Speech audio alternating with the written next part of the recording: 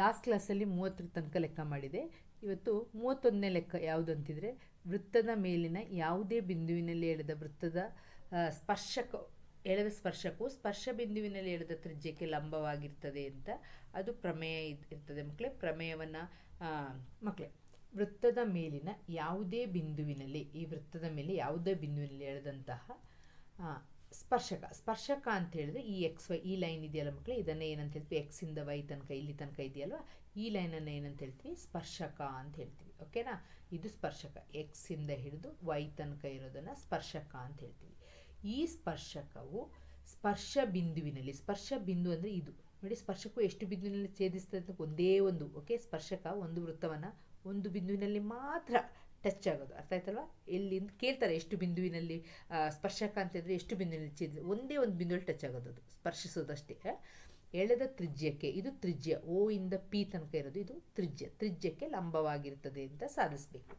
ತುಂಬ ಈಸಿ ಇರುವ ಥಿಯರಮ್ ಮಕ್ಕಳೇ, ನೀವು ಇದನ್ನು ಚೆನ್ನಾಗಿ ಬರಿಬೋದು. ಓಕೆ, ಈಗ ದತ್ತ ಚಿತ್ರದಲ್ಲಿ ಏನು ಕೊಟ್ಟಿದ್ದಾರೆ ನೋಡುವಾಗ ನಿಮಗೆ ಏನು ಸಿಗ್ತದೋ ಅದನ್ನು ದತ್ತ ಗೀವನ್ ಅಂತ ಹೇಳ್ತೀವಿ. ಏನು ನೋಡುವಾಗ ಇಲ್ಲೊಂದು ವೃತ್ತ ಇದೆ, ಅದಕ್ಕೆ ಯಾವುದು ವೃತ್ತ ಕೇಂದ್ರ, ಓ ವೃತ್ತ ಕೇಂದ್ರ. ನೋಡಿದ ತಕ್ಷಣ ನಿಮಗೆ ಗೊತ್ತು ಓ ವೃತ್ತ ಕೇಂದ್ರ ಅಲ್ವಾ? ಈಗ ತಾನೇ ನಾನು ಹೇಳಿದೆ ಯಾವುದು ಸ್ಪರ್ಶಕ ಅಂತ ಹೇಳಿದೆ, ಸ್ಪರ್ಶಕ ಅಂತ ಒಂದು ಬಂತು. ಯಾವುದು ಸ್ಪರ್ಶಕ? ಎಕ್ಸ್ ವೈ ಸ್ಪರ್ಶಕ. ಬಿಡಿಸಿ ಬರೀ, ಎಕ್ಸ್ ವೈ ಸ್ಪರ್ಶಕ. ಓಕೆನಾ, ನೆಕ್ಸ್ಟು ಪಿ ಬಿಂದುವಿನಲ್ಲಿ ನೋಡಿ ಮಕ್ಕಳೇ, ಎಳೆದ ಯಾವ ಬಿಂದುವಿನಲ್ಲಿ ಸ್ಪರ್ಶವಾಗಿದೆ, ಪಿ ಸ್ಪರ್ಶ ಬಿಂದುವಿನಲ್ಲಿ ಪಿ ಸ್ಪರ್ಶ ಬಿಂದು. ಓಕೆನಾ, ಏನು ದತ್ತ ಬರೆದ್ರಿ, ಓ ವೃತ್ತ ಕೇಂದ್ರ ಬರೆದಿರ, ಆಮೇಲೆ ಎಕ್ಸ್ ವೈ ಅಂತ ಹೇಳೋದು ಸ್ಪರ್ಶಕ, ಪಿ ಅಂತ ಹೇಳೋದು ಸ್ಪರ್ಶ ಬಿಂದು. ಅರ್ಥ ಆಯ್ತಲ್ವಾ? ಇಲ್ಲಿ ನಮಗೆ ಎಳೆದ ತ್ರಿಜ್ಯ ಯಾವುದು, ಓ ಪಿ ಅಂತ ಹೇಳೋದು ತ್ರಿಜ್ಯ, ಓ ಪಿ ತ್ರಿಜ್ಯ. ಇಷ್ಟನ್ನು ಬರೀರಿ ಮಕ್ಕಳಿಗೆ, ಏನು ಕೊಟ್ಟಿದ್ದಾರೆ ಚಿತ್ರ ನೋಡಿದಾಗ ಅಷ್ಟೇ. ಅರ್ಥ ಆಯ್ತಲ್ವಾ? ಇದು ಕೊಟ್ಟಿರೋದು. ಆಮೇಲೆ ಇದನ್ನ ನಾನು ಕನ್ಸ್ಟ್ರಕ್ಷನ್ ಮಾಡ್ಕೊಂಡಿರೋದು ಇದು ಡಾಟೆಡ್ ಲೈನಲ್ಲಿ ತೋರಿಸೋಣ ಆಯಿತಾ? ಈ ಡಾಟೆಡ್ ಲೈನಲ್ಲಿ, ಓಕೆ, ಇದು ಡಾಟೆಡ್ ಲೈನಲ್ಲಿ ತೋರಿಸಿದ್ರೆ ಇದು ಕನ್ಸ್ಟ್ರಕ್ಷನ್ ಮಾಡ್ಕೊಂಡಿರೋದು ನಾನು. ನೆಕ್ಸ್ಟ್ ಸಾಧನೀಯ. ಏನಂತ ಸಾಧಿಸಬೇಕು ಪ್ರಶ್ನೆಯಲ್ಲೇ ಕೊಟ್ಟಿದ್ದಾರೆ. ಸಾಧನೀಯ ಅದನ್ನು ನಾವು ಮ್ಯಾಥಮೆಟಿಕಲ್ ಸ್ಟೇಟ್ಮೆಂಟ್ ಬರಿಬೇಕಷ್ಟೇ. ಸಾಧನೀಯ ಸ್ಪರ್ಶ ನೋಡಿ, ಯಾವುದೇ ಬಿಂದುವಿನಲ್ಲಿ ಎಳೆದ ಸ್ಪರ್ಶಕವು ಸ್ಪರ್ಶ ಬಿಂದುವಿನಲ್ಲಿ ಎಳೆದ ತ್ರಿಜ್ಯಕ್ಕೆ ಲಂಬವಾಗಿರುತ್ತೆ. ತ್ರಿಜ್ಯ ಅಂತ ಹೇಳೋದು ಇಲ್ಲಿ ಯಾವುದು, ಓ ಪಿ ಅಂತ ಹೇಳೋದು ತ್ರಿಜ್ಯ, ರೇಡಿಯಸ್. ಆಗ ಓ ಪಿ ಏನಾಗಿರ್ತದೆ, ಲಂಬವಾಗಿರ್ತದೆ, ಪರ್ಪೆಂಡಿಕ್ಯುಲರ್. ಯಾವುದಕ್ಕೆ? ಸ್ಪರ್ಶಕ ಯಾವುದು, ಹೆಸರು ಎಕ್ಸ್ ವೈ. ಇದನ್ನು ಸಾಧನೀಯ. ಮಕ್ಕಳೇ ದತ್ತ ಒಂದ್ಸಲ ನೋಡಿ, ಓ ವೃತ್ತ ಕೇಂದ್ರ, ಎಕ್ಸ್ ವೈ ಏನು ಸ್ಪರ್ಶಕ, ಪಿ ಸ್ಪರ್ಶ ಬಿಂದು, ಓ ಪಿ ಅಂತ ಹೇಳೋದು ತ್ರಿಜ್ಯ. ಇಷ್ಟನ್ನು ಬರಿತೀರಾ. ನೆಕ್ಸ್ಟ್ ಸಾಧನೀಯ, ಓ ಪಿ ಈ ಲೈನ್, ಓ ಪಿ ಅಂತ ಹೇಳೋದು ಇದು. ಅರ್ಥ ಆಯ್ತಲ್ವಾ? ನೋಡಿ, ಓ ಪಿ ಈ ಲೈನ್, ಓ ಪಿ ಏನಾಗಿದೆ, ಲಂಬವಾಗಿದೆ. ಯಾವುದಕ್ಕೆ? 90 ಡಿಗ್ರಿ ಅಂತ. ಲಂಬ ಅಂದರೆ ಇದಕ್ಕೆ, ಓ ಪಿ ಲಂಬ ಎಕ್ಸ್ ವೈ ಅಂತ. ಅರ್ಥ ಆಯ್ತಲ್ಲ ಮಕ್ಕಳೇ? ಇದು ಬರ್ದಿರೋ ಓ ಪಿ ಲಂಬ ಎಕ್ಸ್ ವೈ, ಇದು ಸಾಧನೀಯ. ಈಗ ರಚನೆ, ಸಣ್ಣದಾಗಿ ನಾವು ರಚನೆ ಮಾಡ್ಕೊಂಡಿದ್ದೀವಿ. ಏನು ಈ ಡಾಟೆಡ್ ಲೈನಲ್ಲಿ ತೋರಿಸಿದಿರಲ್ಲ ಅದೇ ರಚನೆ. ಏನಂತ ಮಾಡಿದ್ದೀವಿ, ರಚನೆ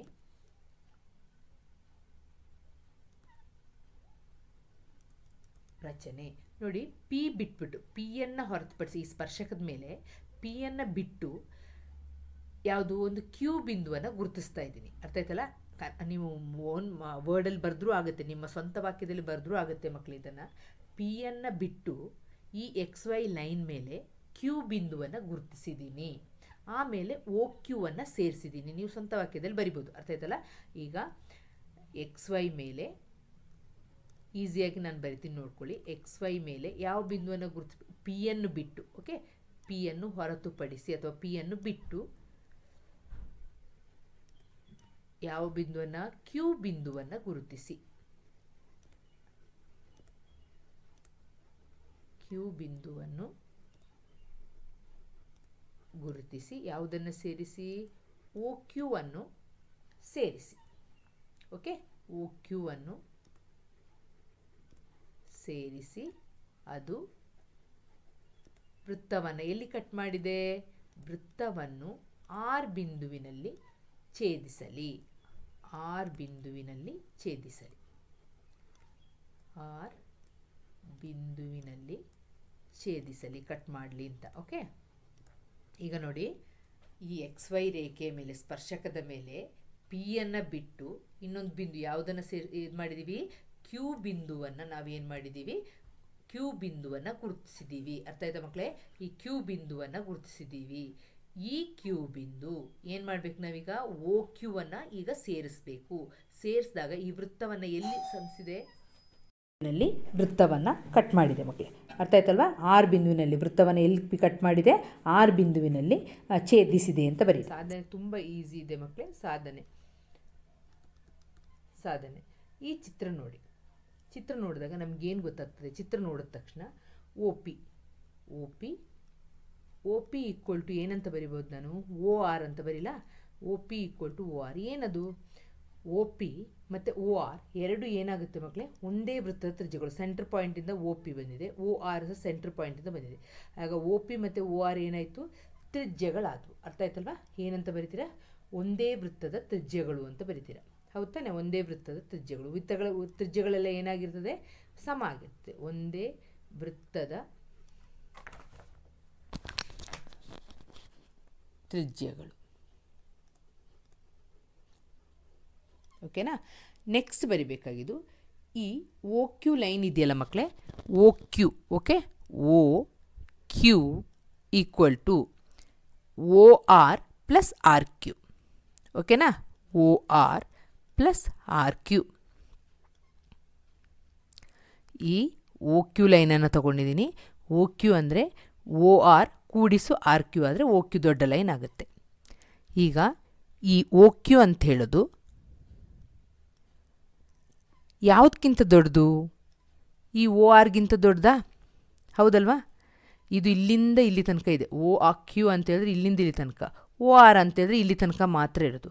ಆಗ ಓ ಕ್ಯೂ ಅಂತ ಹೇಳೋದು ಓ ಆರ್ಗಿಂತ ದೊಡ್ಡದು. ಅದೇ ಥರ ಇಲ್ಲಿ ಬರಿತೀರಾ, ಓ ಕ್ಯೂ ಅಂತ ಹೇಳೋದು ಯಾವುದಕ್ಕಿಂತ ದೊಡ್ಡದು, ಒ ಪಿಗಿಂತನೂ ದೊಡ್ಡದು. ಒ ಪಿ ಮತ್ತು ಓ ಆರ್ ಸಮ ಅಂತ ನಾವು ಬರೆದಿದ್ದೀವಿ. ಒ ಪಿ ಇಲ್ಲಿಂದ ಇಲ್ಲಿ ತನಕ, ಇಲ್ಲಿಂದ ಇಲ್ಲಿ ತನಕ ಒ ಪಿ ಮತ್ತು ಓ ಆರ್ ಏನಾಗಿದೆ, ಸಮ ಅಂತ ಇಲ್ಲಿ ಬರೆದಿದ್ದೀವಿ. ಏನು, ಒಂದೇ ವೃತ್ತ ತ್ರಿಜ್ಯಗಳು ಅಂತ ಬರೆದಿದ್ದೀವಿ.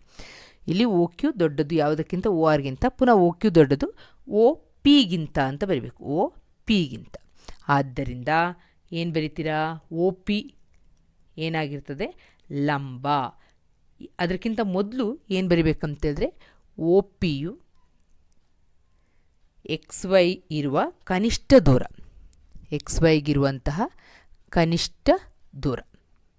ಇದು ಒ ಪಿ ಅಂತ ಹೇಳೋದು ಎಕ್ಸ್ ವೈ ಲೈನಿಗಿರುವ ಕನಿಷ್ಠ ದೂರವಾದ್ದರಿಂದ ಒ ಪಿ ಏನಾಗಿದೆ, ಲಂಬ ಎಕ್ಸ್ ವೈ ಆಗಿದೆ. ಇಷ್ಟೇ ಮಕ್ಕಳೇ. 4 ಲೈನಲ್ಲಿ ಮುಗಿದೋಯ್ತು. 5 ಲೈನ್ ಬರೆದ್ರೆ ಮುಗಿದೋಯ್ತು. ಫಸ್ಟು ತ್ರಿಜ್ಯ ಬರೆಯೋದು, 2 ತ್ರಿಜ್ಯ, ಒಂದೇ ವೃತ್ತ ತ್ರಿಜ್ಯಗಳು. ಆಮೇಲೆ ಈ ದೊಡ್ಡ line O Q equal to O R plus R Q ಅಂತ ಬರೆಯೋದು. ಆಮೇಲೆ ನಮಗೆ ಗೊತ್ತಿದೆ ಓ ಕ್ಯೂ ಲೈನ್ ಅಂತೇಳೋದು ಯಾವುದಕ್ಕಿಂತ ದೊಡ್ಡದು, ಓ ಆರ್ಗಿಂತ ದೊಡ್ಡದು. ಓ ಕ್ಯೂ ಅಂತೇಳೋದು ಒ ಪಿಗಿಂತ ದೊಡ್ಡದು. ಆದ್ದರಿಂದ ಒ ಪಿ ಲಂಬ X Y, O P X ವೈಗಿರುವಂತಹ ಕನಿಷ್ಠ ದೂರ ಅಂತ ಬರೆದ್ರೆ ಈ ಪ್ರಮೇಯ ಮುಗೀತು. 3 ಮಾರ್ಕ್ಸ್ ನಿಮ್ಮ ಬುಟ್ಟಿಲಿ. ಓಕೆನಾ? ಈಗ next question.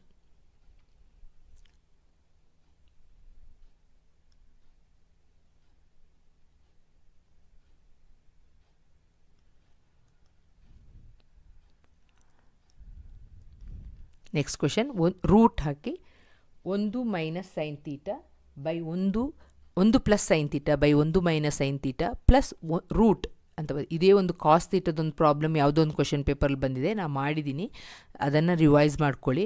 Question paper revision is very important ಮಕ್ಕಳೇ. ಕ್ವಶನ್ ಪೇಪರ್ನ ಪುನರಾವರ್ತನೆ ಮಾಡೋದು ಪರ್ಫೆಕ್ಟ್ ಆದರೆ ನಿಮಗೆ ಇದೇ ಕೊಡ್ತಾರೆ ಅಂತಲ್ಲ, ಇದೇ ಥರದ್ದು ಕೊಡ್ತಾರೆ ಅಂತ ಅರ್ಥ. ಅರ್ಥ ಆಯ್ತಾ? ಸಾಮಾನ್ಯ ಸಣ್ಣ ವ್ಯತ್ಯಾಸಗಳಿರ್ತದೆ ಅಷ್ಟೇ. ಅರ್ಥ ಆಯ್ತಲ್ವ? ಆಗ ನಿಮಗೊಂದು ಇದು ನಿಮಗೆ ದಿಕ್ಸೂಚಿಯಾಗಿ ಕೆಲಸ ಮಾಡ್ತದೆ. ಈಗ ಈ ಲೆಕ್ಕವನ್ನು ಮಾಡೋಣ. Root 1 plus sine theta by 1 minus sine theta. ಇಲ್ಲಿ ಪ್ಲಸ್ ಹಾಕಿ ಪುನಃ ರೂಟ್ ಕೊಟ್ಟಿದ್ದಾರೆ. 1 minus sine theta by 1 plus sine theta ಅಂತ ಕೊಟ್ಟಿದ್ದಾರೆ. ಏನಂತ ಸಾಧಿಸಬೇಕು, ಈಕ್ವಲ್ ಟು 2 ಸೀಕೆಂಟ್ ತೀಟಾ ಅಥವಾ ಸೆಕ್ ತೀಟಾ ಅಂತ ಪ್ರೂವ್ ಮಾಡಬೇಕು. ಈಗ ನೋಡಿ ಮಕ್ಕಳೇ, ಇಲ್ಲಿ ಮೈನಸ್ ಛೇದದಲ್ಲಿ ಕೆಳಗೆ 1 ಮೈನಸ್ ಸೈನ್ ತೀಟಾ ಅಂತಿದೆ, ಇಲ್ಲಿ ಕೆಳಗೆ 1 ಪ್ಲಸ್ ಸೈನ್ ತೀಟಾ ಇದೆ. ಈಗ ನಾವೇನು ಮಾಡಬೇಕಂತೇಳಿದ್ರೆ ಇದನ್ನು ಛೇದವನ್ನು ಅಕರ್ಣೀಕರಣಗೊಳಿಸೋದು, ರ್ಯಾಷನಲೈಸಿಂಗ್ ದ ಡಿನಾಮಿನೇಟರ್ ಅಂತ. 1 ಇಲ್ಲಿ ಪ್ಲಸ್ ಇದ್ದಿದ್ದು ಪ್ಲಸ್ಸೇ ಬರ್ಕೊಳ್ತೀನಿ, 1 ಮೈನಸ್ ಸೈನ್ ತೀಟನ ಹಾಗೆ ಬರ್ಕೊಳ್ತೀನಿ. ಈಗ ಇಂಟು ಹಾಕಿ ಈ 1 ಮೈನಸ್ ಸೈನ್ ತೀಟನ ಏನಂತ ಬರಿಬೇಕು, 1 ಪ್ಲಸ್ ಸೈನ್ ತೀಟಾ ಅಂತ ಬರಿಬೇಕು. ಓಕೆನಾ? ಈ ಒಂದು ಮೈನಸ್ ಸೈನ್ ತೀಟ ಇದ್ದು ಒಂದು ಪ್ಲಸ್ ಸೈನ್ ತೀಟ, ಪುನಃ ಅದನ್ನೇ ಬರೀರಿ, ಒಂದು ಪ್ಲಸ್ ಸೈನ್ ತೀಟ ಅಂತ ಬರೀರಿ. ಓಕೆನಾ? ಈಗ ಪ್ಲಸ್ ಹಾಕಿ ರೂಟ್ ಒಂದು ಮೈನಸ್ ಸೈನ್ ತೀಟ, ಒಂದು ಮೈನಸ್ ಸೈನ್ ತೀಟ ಭಾಗಿಸು ಒಂದು ಪ್ಲಸ್ ಸೈನ್ ತೀಟ. ಓಕೆನಾ? ಇಂಟು ಇಲ್ಲಿ ಒಂದು ಪ್ಲಸ್ ಕೆಳಗೆ ಒಂದು ಪ್ಲಸ್ ಇರೋದನ್ನು ಏನು ಮಾಡ್ತೀರಾ, ಒಂದು ಮೈನಸ್ ಸೈನ್ ತೀಟ ಅಂತ ಬರಿತೀರ. ಭಾಗಿಸು ಇಲ್ಲಿ ಪ್ಲಸ್ ಇರುವಾಗ ಇಲ್ಲಿ ಮೈನಸ್ಸು, ಒಂದು ಮೈನಸ್ ಸೈನ್ ತೀಟ, ಎರಡು ಒಂದು ಮೈನಸ್ ಸೈನ್ ತೀಟದಿಂದ ಗುಣಿಸ್ಬೇಕು. ಓಕೆನಾ? ಇದು ಫುಲ್ ಅರ್ಥ ಆಯ್ತಲ್ಲ ಮಕ್ಕಳೇ? ಇಲ್ಲಿ ಮೈನಸ್ ಇದೆ, ಆಗ ನಾವು ಇಂಟು ಹಾಕಿ ಮೇಲೇನೂ ಒಂದು ಪ್ಲಸ್ ಸೈನ್ ತೀಟದಿಂದ ಗುಣಿಸ್ತೀವಿ, ಕೆಳಗೇನೂ ಒಂದು ಪ್ಲಸ್ ಸೈನ್ ತೀಟದಿಂದ. ಇಲ್ಲಿ ಪ್ಲಸ್ ಇದೆ, ಆಗ ಇಂಟು ಹಾಕಿ ಒಂದು ಮೈನಸ್ ಸೈನ್ ತೀಟದಿಂದ ಗುಣಿಸ್ತೀವಿ, ಒಂದು ಮೈನಸ್, ಎರಡು ಮೇಲೇನೂ ಕೆಳಗಿನ ಎರಡು ಮೈನಸ್, ಇಲ್ಲಿ ಪ್ಲಸ್ ಇದರಿಂದ ಇಲ್ಲಿ ಮೈನಸ್ ಮಾಡ್ಕೊಳ್ತೀವಿ. ಈಗ ನೋಡಿ ಮಕ್ಕಳೇ, ಇದನ್ನು ನಾನು ನೋಡಿ ಎ ಇಂಟು ಎ, ಇದಿಷ್ಟು ಎ ಆಗಿದ್ದರೆ ಅಥವಾ ಎ ಮೈನಸ್ ಬಿ ಆಗಿದ್ದರೆ, ಇದು ಎ ಇದು ಬಿ, ಎ ಪ್ಲಸ್ ಬಿ, ಇದು ಎ ಪ್ಲಸ್ ಬಿ ಆಗಿದ್ದರೆ ನಾವು A plus B into A plus B ಏನು ಬರಿತಿದ್ವಿ, A plus B whole square ಅಂತ ಬರಿತಿರ್ಲಿಲ್ವಾ? ಬರಿತಿದ್ವಿ ತಾನೆ? A plus B into A plus B ಅಂತ ಎರಡು ಸಲ ಇದ್ದರೆ A plus B whole square, ಅಥವಾ ಎ ಇಂಟು ಎ ಅಂತಿದ್ರೆ ಏನಂತ ಬರಿತಿದ್ವಿ, ಎ ಸ್ಕ್ವೇರ್ ಅಂತ ಬರಿತಿರ್ಲಿಲ್ವಾ? ಅದೇ ಥರ ಇಲ್ಲಿ ಒಂದು ಪ್ಲಸ್ ಸೈನ್ ತೀಟ ಒಂದು ಪ್ಲಸ್ ಸೈನ್ ತೀಟ, ಆಗ ನಾನು ರೂಟ್ ಒಳಗೆ ಏನಂತ ಬರಿತೀನಿ, ಒಂದು plus sine theta hole square ಅಂತ ಬರಿತೀನಿ. ಅರ್ಥ ಆಯ್ತಾ ಮಕ್ಕಳೇ? ಇದು ಒಂದು ಪ್ಲಸ್ ಸೈನ್ ತೀಟ, ಇಲ್ಲೂ ಪುನಃ ಒಂದು ಪ್ಲಸ್ ಸೈನ್ ತೀಟ, ಆಗ ಒಂದು plus sine theta hole square ಅಂತ ಬರೀ, ಎರಡು ಸಲ ಇರೋದ್ರಿಂದ ಘಾತ ಎರಡು ಬರೆಯೋದು ಬೈ. ಇದು ನೋಡುವಾಗ ಮಕ್ಕಳೇ ಎ ಮೈನಸ್ ಬಿ, ಅರ್ಥ ಆಯ್ತಾ? ಇಲ್ಲಿ ಎ ಪ್ಲಸ್ ಬಿ, ಈಗೊಂದು ಸೂತ್ರ ಯೋಚನೆ ಬರ್ತಾ ಇದೆಯಾ? A minus B A plus B ಅಂದರೆ ಏನು ಉತ್ತರ ಬರುತ್ತೆ? A square minus B square ಬರುತ್ತೆ ಅಲ್ವಾ? ಇದೊಂದು ಸೂತ್ರ, A minus B into A plus B equal to A square minus B square. ಇದು ಅದೇ ಥರ ಇದೆ, ಒಂದು ಮೈನಸ್ ಸೈನ್ ತೀಟ ಒಂದು ಪ್ಲಸ್ ಸೈನ್ ತೀಟ, ಆಗ ನಾನು ಏನು ಬರಿಬೇಕು, ಒಂದು ಸ್ಕ್ವಯರ್, ಎ ಸ್ಕ್ವಯರ್ ಇದ್ದ ಜಾಗದಲ್ಲಿ ಏನು ಬರಿಬೇಕು, ಒಂದು ಸ್ಕ್ವಯರ್, ಇಲ್ಲಿ ಮೈನಸ್, ಸೂತ್ರದಲ್ಲಿ ಏನಿರೋದು ಮೈನಸ್, ಮೈನಸ್ ಬಿ ಇದ್ದ ಜಾಗದಲ್ಲಿ ನಾನು ಏನು ಬರಿಬೇಕು, ಬಿ ಅಂದರೆ ಇಲ್ಲಿರೋದು ಸೈನ್ ತೀಟ, ಆಗ ನಾನು ಸೈನ್ ಸ್ಕ್ವಯರ್ ತೀಟ ಅಂತ ಬರಿಬೇಕು. ಓಕೆನಾ?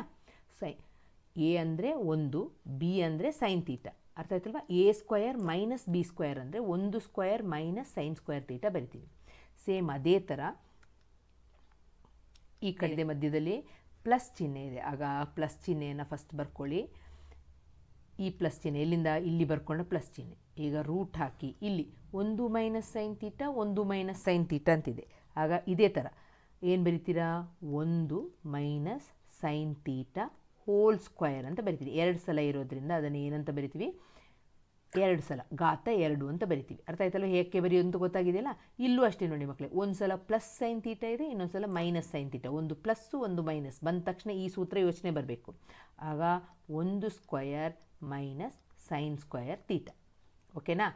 ಈಗ ಇದನ್ನು ನೋಡಿದ ತಕ್ಷಣ ಈ ಕೆಳಗೆ ಒಂದು square minus sine square theta ನೋಡಿದ ತಕ್ಷಣ ನಿಮ್ಗೇನು ಯೋಚನೆ ಬರಬೇಕು ಅಂತ ಹೇಳಿದ್ರೆ, sine square theta plus cos square theta equal to ಒಂದು ಸೂತ್ರ ಇದೆ, ಏನು, ಒಂದು ಅಂತ. ಇದೊಂದು ಸೂತ್ರ, ಇದನ್ನು ಕಲ್ತಿರ್ಬೇಕು ನೀವು.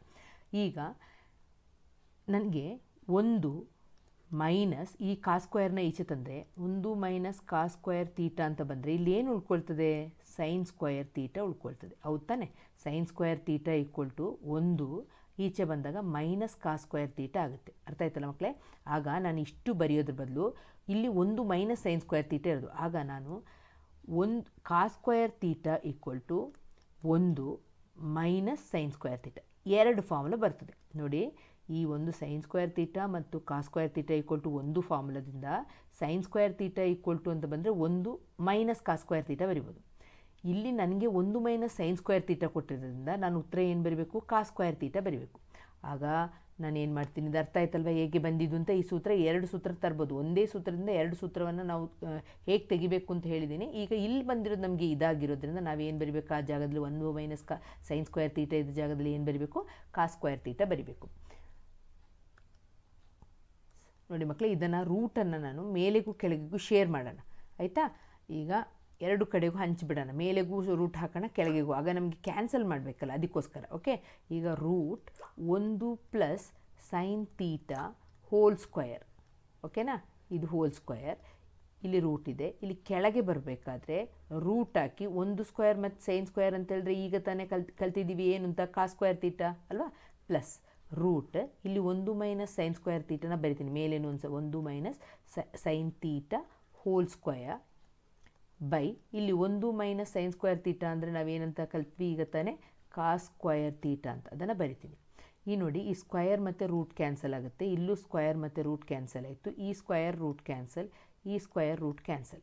ಈಗ ಉಳ್ಕೊಳ್ಳೋದೇನು 1 plus sine theta, 1 plus sine theta. ನೋಡಿ ಕಾಸ್ ತೀಟಾ ಎರಡು ಕಡೆ ಸೇಮ್ ಆಗಿರೋದ್ರಿಂದ ಒಂದು ಸಲ ಬರಿತೀನಿ ಮಕ್ಕಳೇ, ಇದರಲ್ಲಿ ಲಾಸಹ ತೊಗೊಳ್ಳೋದು ಕಾಸ್ ತೀಟವನ್ನು ಕಾಸ್ ತೀಟಾ ಅಂತ ತೊಗೊಂಡಿದ್ದೀನಿ. ಇದನ್ನು ಹಾಗೆ ಬರೆದ್ರೆ ಆಯಿತು ನೋಡಿ 1/2 ಪ್ಲಸ್ 2 ಅಥವಾ 3/2 ಅಂತ ಇದೆ ಅಂತ ತಿಳ್ಕೊಳ್ಳಿ. ಸೇಮ್ ಛೇದ ಇದ್ದರೆ ನೀವೇನು ಬರಿತೀರಾ 2 ಅಂತ ಬರೆದ್ಬಿಟ್ಟು ಡೈರೆಕ್ಟ್ 1 ಪ್ಲಸ್ 3 ಅಂತ ಬರೆಯಲ್ವಾ. ಈ ಸೇಮ್ ಛೇದ ಇದೆ ಅದೇ ಥರ ಇಲ್ಲಿ ಕಾಸ್ ತೀಟಾ ಸೇಮ್ ಛೇದ ಕೆಳಗೆ ಸೇಮ್ ಇದೆ, ಆಗ ನಾನು ಕಾಸ್ ತೀಟಾ ಅಂತ ಬರೆದ್ಬಿಟ್ಟು ಮೇಲಿರೋದನ್ನ ಡೈರೆಕ್ಟ್ ಬರೆದ್ಬಿಡ್ಲಾ, ಪ್ಲಸ್ 1 ಮೈನಸ್ ಸೈನ್ ತೀಟಾ. ಅರ್ಥ ಆಯ್ತಲ್ಲ ಮಕ್ಕಳೇ ಹೇಗೆ ತಗೊಂಡಿದ್ದು ಅಂತ ನೋಡಿ. ಇಲ್ಲಿ ಭಿನ್ನರಾಶಿಯಲ್ಲಿ ಸೇಮ್ ಇದ್ದಾಗ ನಾವು ಅದನ್ನು 2 ಅಂತ ಬರೆದು ಕೆಳಗೆ ಇದನ್ನು ಡೈರೆಕ್ಟ್ 1 ಪ್ಲಸ್ 3 ಅಂತ ಮಾಡಿ ಕೂರಿಸಿರ್ತೀವಿ. ಅದೇ ಥರ ಇಲ್ಲಿ ಕಾಸ್ ತೀಟಾ ಎರಡು ಸೇಮ್ ಇರೋದ್ರಿಂದ ಒಂದು ಸಲ ಕಾಸ್ ತೀಟಾ ಅಂತ ಬರೆದು 1 plus sine theta plus 1 minus sine theta ಅಂತ ಬರಿತೀನಿ. ಓಕೆ, ಈಗ sine theta 1 minus sine theta plus sine theta cancel ಆಗಿ ನಿಮಗೆ ಉಳ್ಕೊಳ್ಳೋದೇನು 2 by cos theta, 2 by cos theta ಉಳ್ಕೊಳ್ತದೆ. 2 ಇಂಟು 1 ಬೈ ಕಾಸ್ ತೀಟಾ ಅಂತ ಹೇಳಿದ್ರೆ ಏನಾಗುತ್ತೆ ನಿಮಗೆ ಸೀಕೆಂಟ್ ತೀಟಾ. ಆಗ ನಿಮಗೆ ಏನು ಕೇಳಿದ್ದೀರಾ ಅದು ಸಾಧಿಸಿದೆ. LHS equal to RHS. ಓಕೆನಾ, LHS ಈಕ್ವಲ್ ಟು RHS. ಅರ್ಥ ಆಯ್ತಲ್ಲ ಮಕ್ಕಳೇ. ಈಗ next question, +1 into 3 minus cot 30 degree equal to tan ಘಾತ 3 60 ಮೈನಸ್ 2 ಸೈನ್ 60. ಈಗ √3 ಪ್ಲಸ್ 1 ಅದನ್ನು ಹಾಗೆ ಬರೀರಿ. ಇದನ್ನು 3 ಮೈನಸ್ ಕಾಟ್ 30 ಅಂತ ಹೇಳಿದ್ರೆ ಬೆಲೆ ಪಟ್ಟ ಬರಬೇಕು. ಎಷ್ಟು ಕಾಟ್ 30 ಅಂದರೆ √3 ಈಕ್ವಲ್ ಟು ಟ್ಯಾನ್ ಘಾತ 3. ಈಗ ನಮಗೆ ಟ್ಯಾನ್ 60 ಅಂತ ಹೇಳಿದ ತಕ್ಷಣ ನಿಮ್ಗೇನು ಬರಬೇಕು √3 ಅಂತ ಬರಬೇಕು. √3ರ ಘಾತ ಎಷ್ಟು 3 ಮೈನಸ್ 2 ಇಂಟು ಸೈನ್ 60ರ ಬೆಲೆ ಎಷ್ಟು √3/2. ಅರ್ಥ ಆಯ್ತಲ್ಲ ಮಕ್ಕಳೇ, ಬೆಲೆ ಹಾಕೋದಷ್ಟೇ ಇಲ್ಲಿ. ಈಗ ಈ 2 ಕ್ಯಾನ್ಸಲ್ ಆಯಿತು. ಇನ್ನು ಇಲ್ಲೆಲ್ಲರೂ ಕ್ಯಾನ್ಸಲ್ ಮಾಡಲಿಕ್ಕಾಗುತ್ತಾ ಇಲ್ಲ. ಈಗ ನಾವು ಇದನ್ನು ಗುಣಿಸೋಣ, ಇದು ಮತ್ತು ಇದನ್ನು ಗೊತ್ತಿದೆಯಲ್ವಾ, ಇದು ಮತ್ತು ಇದನ್ನು ಗುಣಿಸೋದಾಗ ನಮಗೆ ಬರೋದು 3√3. ಆಮೇಲೆ ಇದು ಮತ್ತು ಮೈನಸ್, ಆಗ ಮೈನಸ್ √3 ಇಂಟು √3 ಏನಾಗುತ್ತೆ √3 ಹೋಲ್ ಸ್ಕ್ವಯರ್ ಆಗುತ್ತೆ. ಅರ್ಥ ಆಯ್ತಲ್ಲ ಮಕ್ಕಳೇ, √3 ಇಂಟು ಮೈನಸ್ √3 ಆಗ ಮೈನಸ್ √3 ಹೋಲ್ ಸ್ಕ್ವಯರ್. ಈಗ 1 ಇಂಟು 3 ಮಾಡಬೇಕು, ಪ್ಲಸ್ 1 3 3, ಅದನ್ನು 3 ಅಂತ ಡೈರೆಕ್ಟ್ ಬರಿತೀನಿ. 1 3 3, 1 ಇಂಟು ಮೈನಸ್ √3 ಮೈನಸ್ √3 ಅಂತ ಬರಿತೀನಿ. 1 ಇಂಟು √3 ಅದೇ ಬರುತ್ತಲ್ವ. ಈಗ ಈ ರೂಟ್ ಮತ್ತು ಇದು ಕ್ಯಾನ್ಸಲ್ ಆಗುತ್ತೆ ಮಕ್ಕಳೇ, ಈಕ್ವಲ್ ಟು ಇದನ್ನು ನಾನು ಸಣ್ಣದಾಗಿ ಇದು √3 ಘಾತ 2 ಇಂಟು √3 ಅಂತ ಒಂದು ಅಡ್ಜಸ್ಟ್ಮೆಂಟ್ ಮಾಡಲಾ. ಹಾಗೆ ಮಾಡೋದ್ರಿಂದ ನನಗೆ ಈ ರೂಟ್ ಕ್ಯಾನ್ಸಲ್ ಆಗಿ 3 ಉಳ್ಕೊಳ್ಳುತ್ತೆ. ಅರ್ಥ ಆಯ್ತಲ್ವಾ. √3 ಹೋಲ್ ಕ್ಯೂಬನ್ನು √3 ಹೋಲ್ ಸ್ಕ್ವಯರ್ ಇಂಟು √3 ಅಂತ ಬರಿತೀನಿ. ಮೈನಸ್ ಇಲ್ಲಿ ಉಳ್ಕೊಳ್ಳೋದು √2, ಅದನ್ನು ಹಾಗೆ ಬರೀರಿ. √3/2 ಅಲ್ವೇನ್ರಪ್ಪ, √3/2 60ರ ಬೆಲೆ ಎಷ್ಟು √3/2.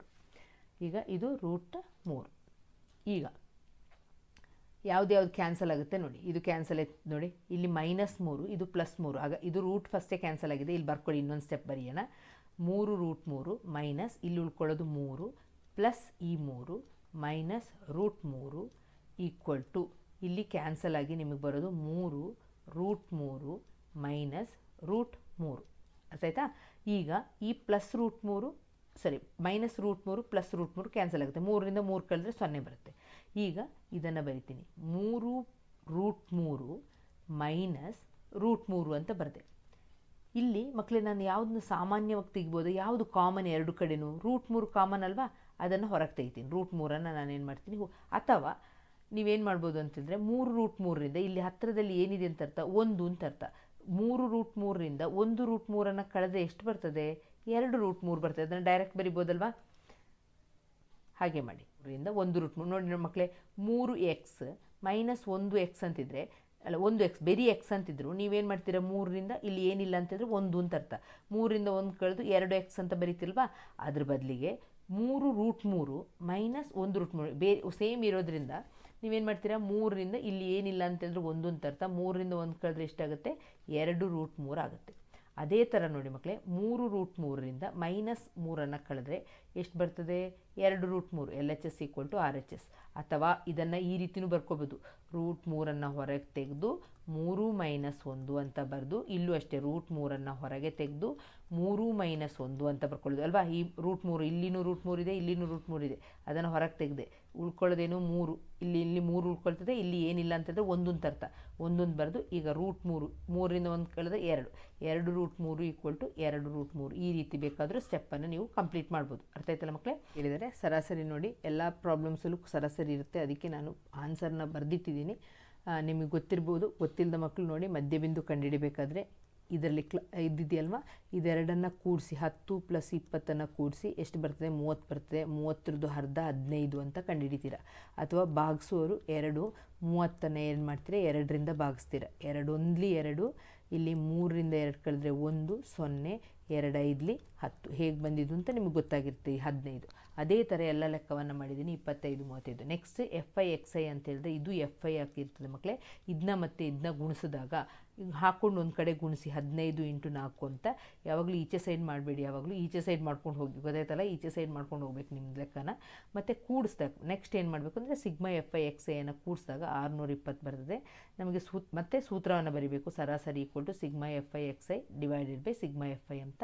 620 / 20 ಮಾಡಿದಾಗ ನಮಗೆ ಆನ್ಸರ್ ಎಷ್ಟು ಬರುತ್ತೆ, 31 ಬರ್ತದೆ. ನೆಕ್ಸ್ಟ್ ಅದರಲ್ಲೇ ಮಧ್ಯಾಂಕನೂ ಕೇಳಿದ್ದಾರೆ. ಮಧ್ಯಾಂಕವನ್ನು ಫಸ್ಟ್ ಮಾಡಬೇಕಾದ್ರೆ ಇದೊಂದು CF ಸಂಚಿತ ಆವೃತ್ತಿ ಕಂಡುಹಿಡಿಯೋದು ಇಂಪಾರ್ಟೆಂಟ್. ಹೇಗೆ ಕಂಡುಹಿಡಿಯೋದು ಅಂತ ಹೇಳಿದ್ರೆ, ಇಲ್ಲಿ ಮೊದಲನೇ 6 ಇಲ್ಲಿ ಹಾಗೆ ಬರೆಯೋದು, ಈ 6ಕ್ಕೆ ಈ 9 ಸೇರಿಸಿ, ಆಗ ನಮ್ಗೆ 15 ಬರ್ತದೆ. 15ಕ್ಕೆ 10 ಸೇರಿಸಿ, ಹಾಗೆ ಈ ರೀತಿ ಕೂಡಿಸ್ಕೊಂಡು ಹೋಗಬೇಕು. ಆಮೇಲೆ 31ಕ್ಕೆ 7 ಸೇರಿಸಿದಾಗ 38. ಇದು ಸರಿ ಇದ್ದರೆ, ಇಲ್ಲಿ ಕೂಡಿಸಿದ್ದು 38 ಇದೆ, ಇದು ಮತ್ತು ಇದು ಸಮ ಬಂದರೆ ನಮ್ಮ ಲೆಕ್ಕ ಏನಂತ ಸರಿ ಅಂತ ಅರ್ಥ, ಕೂಡಿಸಿದ್ದು ಸರಿ. ಇಲ್ಲದ್ರೆ ನಿಮ್ಮ ಸಂಚಿತ ಆವೃತ್ತಿ ಎಲ್ಲೋ ತಪ್ಪಾಗಿದೆ, ಪುನಃ ಮಾಡಬೇಕು ಅಂತ ಅರ್ಥ. ಅರ್ಥ ಇದೆಯಲ್ಲ ಮಕ್ಕಳೇ, ಇಲ್ಲೇ ವೆರಿಫೈ ಮಾಡ್ಕೋಬೇಕು. ಇಲ್ಲೇ ನೋಡಿ, ಇದನ್ನು ಕೂಡಿಸಿದಾಗ 38 ಬಂದಿದೆ. ಈಗ ಇದನ್ನು ಕೂಡಿಸಿದಾಗೂ ಈಗ ಹೇಗೆ ಕೂಡಿಸೋದು, ಅಡ್ಡ ಫಸ್ಟ್ 6ನ ಹಾಗೆ ಬರ್ಕೊಳ್ಳೋದು. 6 ಮತ್ತು 9ನ ಕೂಡಿಸಿದಾಗ 15, 15 ಮತ್ತು 10 ಕೂಡಿಸಿದಾಗ 25, ಕೂಡಿಸಿದಾಗ ನಮಗೆ 38 ಬರ್ತದೆ. ಆಗ 2 ಸೇಮ್ ಬಂದಿದ್ರೆ ನಾವು ಲೆಕ್ಕ ಮಾಡಿ ಸರಿ ಅಂತ ಅರ್ಥ. ಈಗ ಎಲ್ ಅಂತ ಹೇಳಿದ್ರೆ ಕೆಳಮಿತಿ ಎಷ್ಟು, 40, ಅದನ್ನು ಬರಿತಾ ಇದ್ದೀನಿ. ಪ್ಲಸ್ ಫಸ್ಟೇ ನಾವು n/2 ಮಾಡ್ಕೋಬೇಕು ಮಕ್ಕಳೇ. ಆಗ n/2 ಎಷ್ಟು ಬಂತು, 19. ಈಗ ನಾವು ಇದನ್ನು ಮಾರ್ಕ್ ಮಾಡೋದು ಹೇಗೆ ಅಂತ ಹೇಳಿದ್ರೆ, ಈ 19ಕ್ಕಿಂತ ದೊಡ್ಡದಿರುವ ಹತ್ತಿರದ ಸಂಖ್ಯೆ, ಏನಾದರೂ 19 ಬಂದರೆ 19ನ ತೊಗೊಳ್ಲಿಕ್ಕಿಲ್ಲ, 19ಕ್ಕಿಂತ ದೊಡ್ಡದಿರಬೇಕು. ಓಕೆನಾ. ಆಗ ಅದು ಬಂದು 25 ಆಗುತ್ತೆ. ಆಗ ಇದನ್ನು ಈ ರೀತಿ ಬಾಕ್ಸ್ ಮಾರ್ಕ್ ಮಾಡ್ಕೊಳ್ಳಿ. ಇದರ ಮೇಲಿರುವಂಥದ್ದನ್ನ ಇದನ್ನು CF ಅಂತ ತೊಗೊಳ್ತೀರಾ, ಇದನ್ನು F ಅಂತ ತೊಗೊಳ್ತೀರಾ. ಇದು 40 ಅಂತ ಹೇಳೋದು ಕೆಳಮಿತಿ L, ಅರ್ಥ ಆಯ್ತಲ್ಲ, ಇದನ್ನು L ಅಂತ ತೊಗೊಳ್ತೀರಾ. 60ರಿಂದ 80ನ್ನು ಕಳೆದ್ರೆ, 60ರಿಂದ 40ನ್ನು ಕಳೆದ್ರೆ ಬರ್ತಲ್ಲ 20, ಅದು ಹೆಚ್ಚಾಗಿರ್ತದೆ. ಎಲ್ಲವನ್ನು ಸಬ್ಸ್ಟಿಟ್ಯೂಟ್ ಮಾಡಿ, 40 ಪ್ಲಸ್ 19 ಮೈನಸ್ 15 ಭಾಗಿಸು 10, 10 ಎಲ್ಲಿಂದ ಬಂದು ಗೊತ್ತಲ್ಲ, ಇದು 10 ಇಂಟು 20. 19ರಿಂದ 15 ಕಳೆದ್ರೆ 4 ಬರ್ತದೆ ಮಕ್ಕಳೇ. 4/10 ಇಂಟು 20. ಫಸ್ಟ್ ಇದನ್ನು ಮಾಡ್ಕೋಬೇಕು, ಆಮೇಲೆ ನೀವು ಇದು ಮಾಡಿ. 10 1 10 2 4 2 8 ಸುಲಭ ರೂಪಕ್ಕೆ ತಂದ್ಕೋಬೇಕು. ಈ ಕಡೆ ಬ್ರ್ಯಾಕೆಟ್ ಒಳಗಿರೋದನ್ನ 40ಕ್ಕೆ 8 ಸೇರಿಸಿದ್ರೆ 48 ಬರ್ತದೆ. ಈಗ ನೆಕ್ಸ್ಟ್ ಪ್ರಶ್ನೆ. ಒಂದು ಪ್ರಶ್ನೆ ಪತ್ರಿಕೆಯು ಒಟ್ಟು 15 ಪ್ರಶ್ನೆಗಳನ್ನು ಹೊಂದಿದ್ದು. ಎಷ್ಟು ಪ್ರಶ್ನೆ ಇದೆ ಅಂತೆ, 15 ಪ್ರಶ್ನೆ ಇದೆ ಅಂತೆ. ಪ್ರತಿ ಪ್ರಶ್ನೆಯು ಪ್ರಶ್ನೆಯ ಸಂಖ್ಯೆಗಳಷ್ಟೇ ಅಂಕಗಳನ್ನು ಹೊಂದಿರುತ್ತೆ. ಅಂದರೆ ಒಂದನೇ ಪ್ರಶ್ನೆಗೆ 1 ಮಾರ್ಕು, ಎರಡನೇ ಪ್ರಶ್ನೆಗೆ 2 ಮಾರ್ಕು, ಮೂರನೇ ಪ್ರಶ್ನೆಗೆ 3 ಮಾರ್ಕು, ಈ ರೀತಿ ಇದೆ. ಧನ್ಯಾಳು ಮೊದಲ 4 ಪ್ರಶ್ನೆಗಳಿಗೆ ಸರಿಯಾಗಿ ಉತ್ತರಿಸಿ 4 ಗಂಟೆ ಸರಿಯಾಗಿ ಉತ್ತರಿಸಿದಂತೆ. ನಂತರ 2 ಪ್ರಶ್ನೆಗಳಿಗೆ ಉತ್ತರಿಸಿದೆ. ಯಾವುದು, 5ನೇ ಪ್ರಶ್ನೆಗೆ ಉತ್ತರಿಸಿಲ್ಲ ಮತ್ತು 6ನೇ ಪ್ರಶ್ನೆಗೆ ಉತ್ತರಿಸಿಲ್ವಂತೆ. 2 ಪ್ರಶ್ನೆಗಳಿಗೆ ಉತ್ತರಿಸಿದೆ. ಮುಂದಿನ ಎಲ್ಲ ಪ್ರಶ್ನೆಗಳಿಗೂ ಸರಿ ಉತ್ತರವನ್ನು ನೀಡಿದ್ದರೆ ಅವಳು ಗಳಿಸಿದ ಒಟ್ಟು ಅಂಕಗಳನ್ನು ಸೂತ್ರದ ರೂಪದಲ್ಲಿ ಸೂತ್ರವನ್ನು ಉಪಯೋಗಿಸಿ ಕಂಡುಹಿಡಿಯಿರಿ. ನಿಮಗೆ ಗೊತ್ತಾಗಬೇಕು, ನಮ್ಮ ಯಾವುದರಲ್ಲಿ ಬಂದಿದೆ, ಸಮಾಂತರ ಶ್ರೇಣಿಯಲ್ಲಿ ಈ ಲೆಕ್ಕ ಇದೆ. ಈಗ ಲೆಕ್ಕ ಮಾಡೋಣ. ಸಮಾಂತರ ಶ್ರೇಣಿಯಲ್ಲಿದೆ. ಮೊದಲನೇ ಪ್ರಶ್ನೆಗೆ 1 ಅಂಕ, ಇದು 15ನೇ ಪ್ರಶ್ನೆಗೆ 15 ಅಂಕ. ಆಗ ಇದು AN ಆಗುತ್ತೆ. ಅರ್ಥ ಆಯ್ತಲ್ಲ ಮಕ್ಕಳೇ, ಕೊನೆಯದು AN ಆಗುತ್ತೆ. ಮೊದಲ ಪದ A ಅಂತ ಹೇಳೋದು ಎಷ್ಟಾಗುತ್ತೆ, 1 ಆಗುತ್ತೆ. N ಅಂತ ಹೇಳಿದ್ರೆ ಕೊಟ್ಟಿದ್ದಾರೆ ಅವರು 15 ಪದಗಳಿದೆ ಅಂತಲೂ ಕೊಟ್ಬಿಟ್ಟು, 15 ಪದಗಳಲ್ಲ, 15 ಪ್ರಶ್ನೆ ಇದೆ ಅಂತ ಕೊಟ್ಟಿದ್ದಾರೆ. 15 ಪ್ರಶ್ನೆಗೆ 15 ಮಾರ್ಕು, ಲಾಸ್ಟ್ದಕ್ಕೆ 15 ಮಾರ್ಕು. ಆಗ ಇದು ಎನ್ ಆಗುತ್ತೆ. ಇಲ್ಲಿ ಮೊದಲ ಪದ ಬಂದು ಮೊದಲನೇ 1 ಅಂತ ತಗೊಳ್ತೀವಿ. ಎನ್ ಅಂತ ಹೇಳಿದ್ರೆ 15 ಅಂತ ತಗೊಳ್ತೀವಿ. ಈಗ ಎ ಕೊಟ್ಟಿದ್ದಾರೆ, ಎನ್ ಕೊಟ್ಟಿದ್ದಾರೆ, ಎನ್ ಕೊಟ್ಟಿದ್ದಾರೆ. ಏನನ್ನು ಕಂಡುಹಿಡಿಯಕ್ಕೆ ಹೇಳಿದ್ದಾರೆ? ಮೊತ್ತ ಕಂಡುಹಿಡಿಯಕ್ಕೆ ಹೇಳಿದ್ದಾರೆ. ಆಗ ಯಾವ ಸೂತ್ರ? ಮೊದಲ ಪದ ಎನ್, ಎನ್ ಕೊಟ್ಟರೆ ಯಾವ್ದು ಸೂತ್ರ ಮೊತ್ತ ಕಂಡುಹಿಡಿಯೋಕ್ಕೆ? S N equal to n/2 into A plus A N, ಅಥವಾ ಎ ಪ್ಲಸ್ ಎಲ್ ಅಂತ ಕೊಟ್ಟರೆ ಕೊನೆಯ ಪದ ಅಂತ ಏನಾದರೂ ವರ್ಡ್ ಇದ್ದರೆ ಸೂತ್ರ ಏನು ಉಪಯೋಗಿಸ್ತೀರಾ? ಇದೆ, ಎನ್ ಇದ್ದ ಜಾಗಕ್ಕೆ ಎಲ್ ಹಾಕ್ತೀರಾ ಅಷ್ಟೇ. ಅರ್ಥ ಆಯ್ತಲ್ವ? ಈಗ ಈಕ್ವಲ್ ಟು ಎನ್ ಇದ್ದ ಜಾಗಕ್ಕೆ ಏನು ಬರಿತೀರಾ? 15/2 ಇಂಟು ಎ ಅಂತ ಹೇಳಿದ್ರೆ 1 ಪ್ಲಸ್ ಎ ಎನ್ ಅಂತ ಹೇಳಿದ್ರೆ 15. ಈಗ 15/2 ನೋಡಿ ಮಕ್ಕಳೇ, ಇಲ್ಲಿ 15 ಬಂದಾಗ ಇದು ಎಂಥ ಸಂಖ್ಯೆ? ಬೆಸ ಸಂಖ್ಯೆ. ಈ ರೀತಿ ಬಂದಾಗ ನೀವು ಕಟ್ ಮಾಡಲಿಕ್ಕೆ ಹೋಗಬೇಡಿ, ಕೊನೆಯ ತನಕ ಹಾಗೆ ಇಟ್ಕೊಳ್ಳಿ, ನೋಡೋಣ ಸಮ ಸಂಖ್ಯೆ ಬರ್ತದಂತ. ನೋಡಿ 15 1 ಎಷ್ಟಾಗುತ್ತೆ? 16 ಆಗುತ್ತೆ. 2 1 2 8 16. ಅರ್ಥ ಆಯ್ತಲ್ಲ? 15 ಇಂಟು 8 ಗುಣಿಸಿ. ಒಂದು ವೇಳೆ ನಿಮಗೆ ನಿಮ್ಮ ಬಾಕ್ಸಕ್ಕೆ ಕಟ್ ಮಾಡ್ಲಿಕ್ಕೆ ಗೊತ್ತಾಗಿಲ್ಲ ಅಂತಂದರೆ ಮೇಲೆ 15 ಮತ್ತು 16 ಗುಣಿಸಿ ಮತ್ತೆ 2ರಿಂದ ಬಾಕ್ಸಿದ್ರೂ ಆಗುತ್ತೆ. ಓಕೆನಾ? ಹಾಂ, ಈಗ 15 8 ಎಷ್ಟು ಬಂತು? 120 ಬರ್ತದೆ. 15 8 ನಿಮ್ಮ ಮಗ್ಗಿ ಗೊತ್ತಿದೆ 120. ಆಗ ಎಸ್ 15 ಇಷ್ಟು ಕ್ವಶನ್ದು ಮಾರ್ಕನ್ನು ಆ್ಯಡ್ ಮಾಡಿದಾಗ ನಮಗೆ 120 ಬಂತು. ಅಲ್ಲಿ ಒಂದು ಕ್ವಶನ್ ಹೇಳ್ಕೊಟ್ಟಿದ್ದಾರೆ. ಏನು ಕೊಟ್ಟಿದ್ದಾರೆ? 5ನೇ ಪ್ರಶ್ನೆ ಮತ್ತು 6ನೇ ಪ್ರಶ್ನೆ ಏನು ಬರೆದಿದ್ದಾರೆ? ಅವರು ತಪ್ಪು ಬರೆದಿದ್ದಾರೆ. ಆಗ 5ನೇ ಪ್ರಶ್ನೆಗೆ ಎಷ್ಟು ಮಾರ್ಕು? 5ನೇ ಪ್ರಶ್ನೆಗೆ A5 ಅಥವಾ 5ನೇ ಪ್ರಶ್ನೆ ಮತ್ತು 6ನೇ ಪ್ರಶ್ನೆ. 5ನೇ ಪ್ರಶ್ನೆಗೆ ಎಷ್ಟು ಮಾರ್ಕು? 5 ಮಾರ್ಕು. 6ನೇ ಪ್ರಶ್ನೆಗೆ ಎಷ್ಟು ಮಾರ್ಕು? 6 ಮಾರ್ಕು. 5 6 ಎಷ್ಟಾಯಿತು? 11 ಆಯಿತು. ಆಗ ಟೋಟಲ್ 120ರಿಂದ ಗಳಿಸಿದ ಅಂಕ ಅವನು ಎಷ್ಟು ತೊಗೊಂಡಿದ್ದಾನೆ? ಗಳಿಸಿದ ಅಂಕ ಎಷ್ಟು ಅಂತೇಳಿದ್ರೆ, ಗಳಿಸಿದ ಅಂಕ 120ರಿಂದ ಈ ತಪ್ಪಾಗಿದ್ದನ್ನ ಮೈನಸ್ ಮಾಡಿ. ತಪ್ಪಾಗಿದ್ದನ್ನ ಮೈನಸ್ ಮಾಡಿದ್ರೆ ನಮಗೆ ಎಷ್ಟು ಬರ್ತದೆ? 109. ಅರ್ಥ ಆಯ್ತಲ್ಲ ಮಕ್ಕಳೇ? ಅದ್ರ ಜೊತೆಗೆ ಇನ್ನೊಂದು ಕ್ವಶನ್ ಇದೆ, ಅದನ್ನು ಮಾಡೋಣ. ಅದನ್ನು ಏನು ಅಂತ ಓದ್ಕೊಳ್ಳಿ. ಪ್ರಶ್ನೆ: ಸಮಾಂತರ ಶ್ರೇಣಿಯ 7ನೇ ಪದವು, ಇದನ್ನು ಇಲ್ಲಿ ಮಾಡುವಾಗನೇ ಇದನ್ನು ನೋಡಿಕೊಂಡು ನೀವು ಫಸ್ಟ್ ಸಾಲ್ವ್ ಮಾಡಬೇಕು. ಪಾಸ್ ಮಾಡಿ. 7ನೇ ಪದವು ಅದರ 2ನೇ ಪದ. 2ನೇ ಪದ ಅಂತೇಳಿದ್ರೆ ಏನಂತ ಬರೀತಾರೆ? A2. 2ನೇ ಪದದ 4ರಷ್ಟಿದೆ. 4ರಷ್ಟು ಅಂದರೆ 4 8. ಹಾಗೂ ಶ್ರೇಣಿಯ 12ನೇ ಪದ. 12ನೇ ಪದ ಅಂತ ಹೇಳಿದ್ರೆ ಏನು ಬರೀತೀರಾ ಮಕ್ಕಳೇ? A12. 12ನೇ ಪದವು 4ನೇ ಪದದ. 4ನೇ ಪದ ಅಂತ ಹೇಳಿದ್ರೆ ಏನಂತ ಬರೀತೀರಾ? A4. 4ನೇ ಪದದ 3ರಷ್ಟಕ್ಕಿಂತ, 3ರಷ್ಟು ಅಂದರೆ ಗುಣಿಸ್ಬೇಕು, 3ರಷ್ಟಕ್ಕಿಂತ ಎಷ್ಟು ಹೆಚ್ಚಾಗಿದೆ ಅಂತೆ? 2 ಹೆಚ್ಚಾಗಿದೆ. ಹೆಚ್ಚಾಗಿದೆ ಅಂತ ಹೇಳಿದ್ರೆ +2. ಅರ್ಥ ಆಯ್ತಲ್ಲ ಮಕ್ಕಳೇ? ಇಲ್ಲೊಂದು ಸಮೀಕರಣ ಸಿಗ್ತದೆ ನಮಗೆ, ಇಲ್ಲೊಂದು ಸಮೀಕರಣ ಸಿಗ್ತದೆ. ಈ ಸಮೀಕರಣವನ್ನು ಏನು ಮಾಡಬೇಕು? ನಾವು ಪರಿಹಾರ ಕಂಡುಹಿಡಿದಾಗ ನಮಗೆ ಎ ಬೆಲೆ ಮತ್ತು ಡಿ ಬೆಲೆ ಸಿಗ್ತದೆ. ಆಮೇಲೆ ನಾವು ಶ್ರೇಣಿಯನ್ನು ಕಂಡುಹಿಡಿಬೋದು. ಈಗ A7 equal to 4 into A2. ಆಗ A7 ಅಂತ ಹೇಳಿದ್ರೆ ಗೊತ್ತಲ್ವಾ? 7 A ಪ್ಲಸ್ 7 ಅಂತ ಹೇಳಿದ್ರೆ ಯಾವ ಸೂತ್ರ ಹಾಕಬೇಕಿದು? ಇಲ್ಲಿ ಯಾವ ಸೂತ್ರ ಹಾಕಬೇಕು? AN ಈಕ್ವಲ್ ಟು, ಇದನ್ನು ಬರ್ಕೊಳ್ಬೇಕು ಮಕ್ಕಳೇ, A ಪ್ಲಸ್ ಎನ್ ಮೈ. ಈಗ A7 ಅಂತ ಹೇಳಿದ ತಕ್ಷಣ ನಾವೇನು ಮಾಡಬೇಕು? ಎನ್ ಇದ್ದ ಜಾಗಕ್ಕೆ 7 ಹಾಕಬೇಕು. ಆಗ ನಮಗೇನಾಗುತ್ತೆ? ಎನ್ 7 - 1 ಎಷ್ಟಾಯಿತು? 6D. ಇದನ್ನು ಡೈರೆಕ್ಟ್ ಬರಿತೀನಿ ನಾನು. 6D ಈಕ್ವಲ್ ಟು 4 ಗುಣಿಸು A2 ಅಂತೇಳಿದ್ರೆ A ಪ್ಲಸ್ ಎನ್ ಇದ್ದ ಜಾಗಕ್ಕೆ ಎಷ್ಟು ಹಾಕಬೇಕು? 2. 2ರಿಂದ 1 ಹೋದರೆ ಎಷ್ಟಾಗುತ್ತೆ? 1D ಆಗುತ್ತೆ. ಅರ್ಥ ಆಯ್ತಲ್ಲ ಮಕ್ಕಳೇ? ಈಗ A plus 6D equal to 4 into A, 4A plus 4 1 4D. ಈಗ ಸುಲಭ ರೂಪಕ್ಕೆ ತನ್ನಿ. 6D ಈ ಕಡೆ ಡಿಯನ್ನು ಒಂದು ಕಡೆಗೆ ತಗೊಳ್ಳೋಣ. -4D equal to 4A. ಈ ಎನ ಈಚೆ ತಂದಾಗ -A ಆಗುತ್ತೆ. 6ರಿಂದ 4 ಕಳೆದ್ರೆ ಎಷ್ಟಾಗುತ್ತೆ ಮಕ್ಕಳೇ? 2D ಆಗುತ್ತೆ. ಈಕ್ವಲ್ ಟು 4A ಇಂದ 1A ಹೋದರೆ ಎಷ್ಟಾಗುತ್ತೆ? 3A. ಇದನ್ನು ಸಮೀಕರಣ 1. ಇದು ಬೇಕು ನಮಗೆ. ಓಕೆ, ಇದು ಒಂದು ಈಕ್ವೇಷನ್. ಈಗ ನೆಕ್ಸ್ಟ್ ಈಕ್ವೇಷನ್ ಏನು ಕೊಟ್ಟಿದ್ದಾರೆ? A12ನೇ ಪದವು A4ನೇ ಪದದ 3ರಷ್ಟಕ್ಕಿಂತ ಎಷ್ಟು ದೊಡ್ಡದಾಗಿದೆ? 2 ದೊಡ್ಡದಾಗಿದೆ. ಈಗ A12 ಅಂತ ಹೇಳಿದ ತಕ್ಷಣ A ಪ್ಲಸ್ ಎನ್ ಇದ್ದ ಜಾಗದಲ್ಲಿ ಏನು ಬರಿಬೇಕಾಗುತ್ತೆ? 12 - 1. 12 - 1 ಎಷ್ಟು ಬರ್ತದೆ? 11D. ಓಕೆನಾ? ಈಕ್ವಲ್ ಟು 3 ಇಂಟು A4 ಅಂತ ಹೇಳಿದ ತಕ್ಷಣ A ಪ್ಲಸ್ 4ರಿಂದ 1 ಕಳೆದ್ರೆ 3D ಹೇಗೆ ಬಂದಿದ್ದು ಅಂತ ಗೊತ್ತಲ್ವಾ, ಸೂತ್ರಕ್ಕೆ ಹಾಕಿದ್ದು ಎ ಪ್ಲಸ್ ಇಲ್ಲಿ 4 ಮೈನಸ್ 1 ಆಗ 3D, ಇದು ಪ್ಲಸ್ 2. ಮಕ್ಕಳೇ ಫಸ್ಟ್ ನಾವು ಇದನ್ನು ಗುಣಿಸ್ಕೊಳ್ಬೇಕಾಗತ್ತೆ ಆಯಿತಾ. A plus 11D equal to 3 into A ಏನಾಗುತ್ತೆ 3A ಆಗುತ್ತೆ, ಪ್ಲಸ್ 3 ಇಂಟು 3 3 9D ಪ್ಲಸ್ 2. ಓಕೆನಾ. ಈ ಥರ ಇರುವಂಥದ್ದನ್ನ ಅಂದರೆ ಎ ಎ ಎ ಅಂತ ಹೇಳೋದು ಒಂದೇ ಥರ ಇರುವಂಥ ಪದಗಳು, ಅದನ್ನು ನಾವು ಒಂದು ಕಡೆಗೆ ತೊಗೊಳ್ಳೋಣ.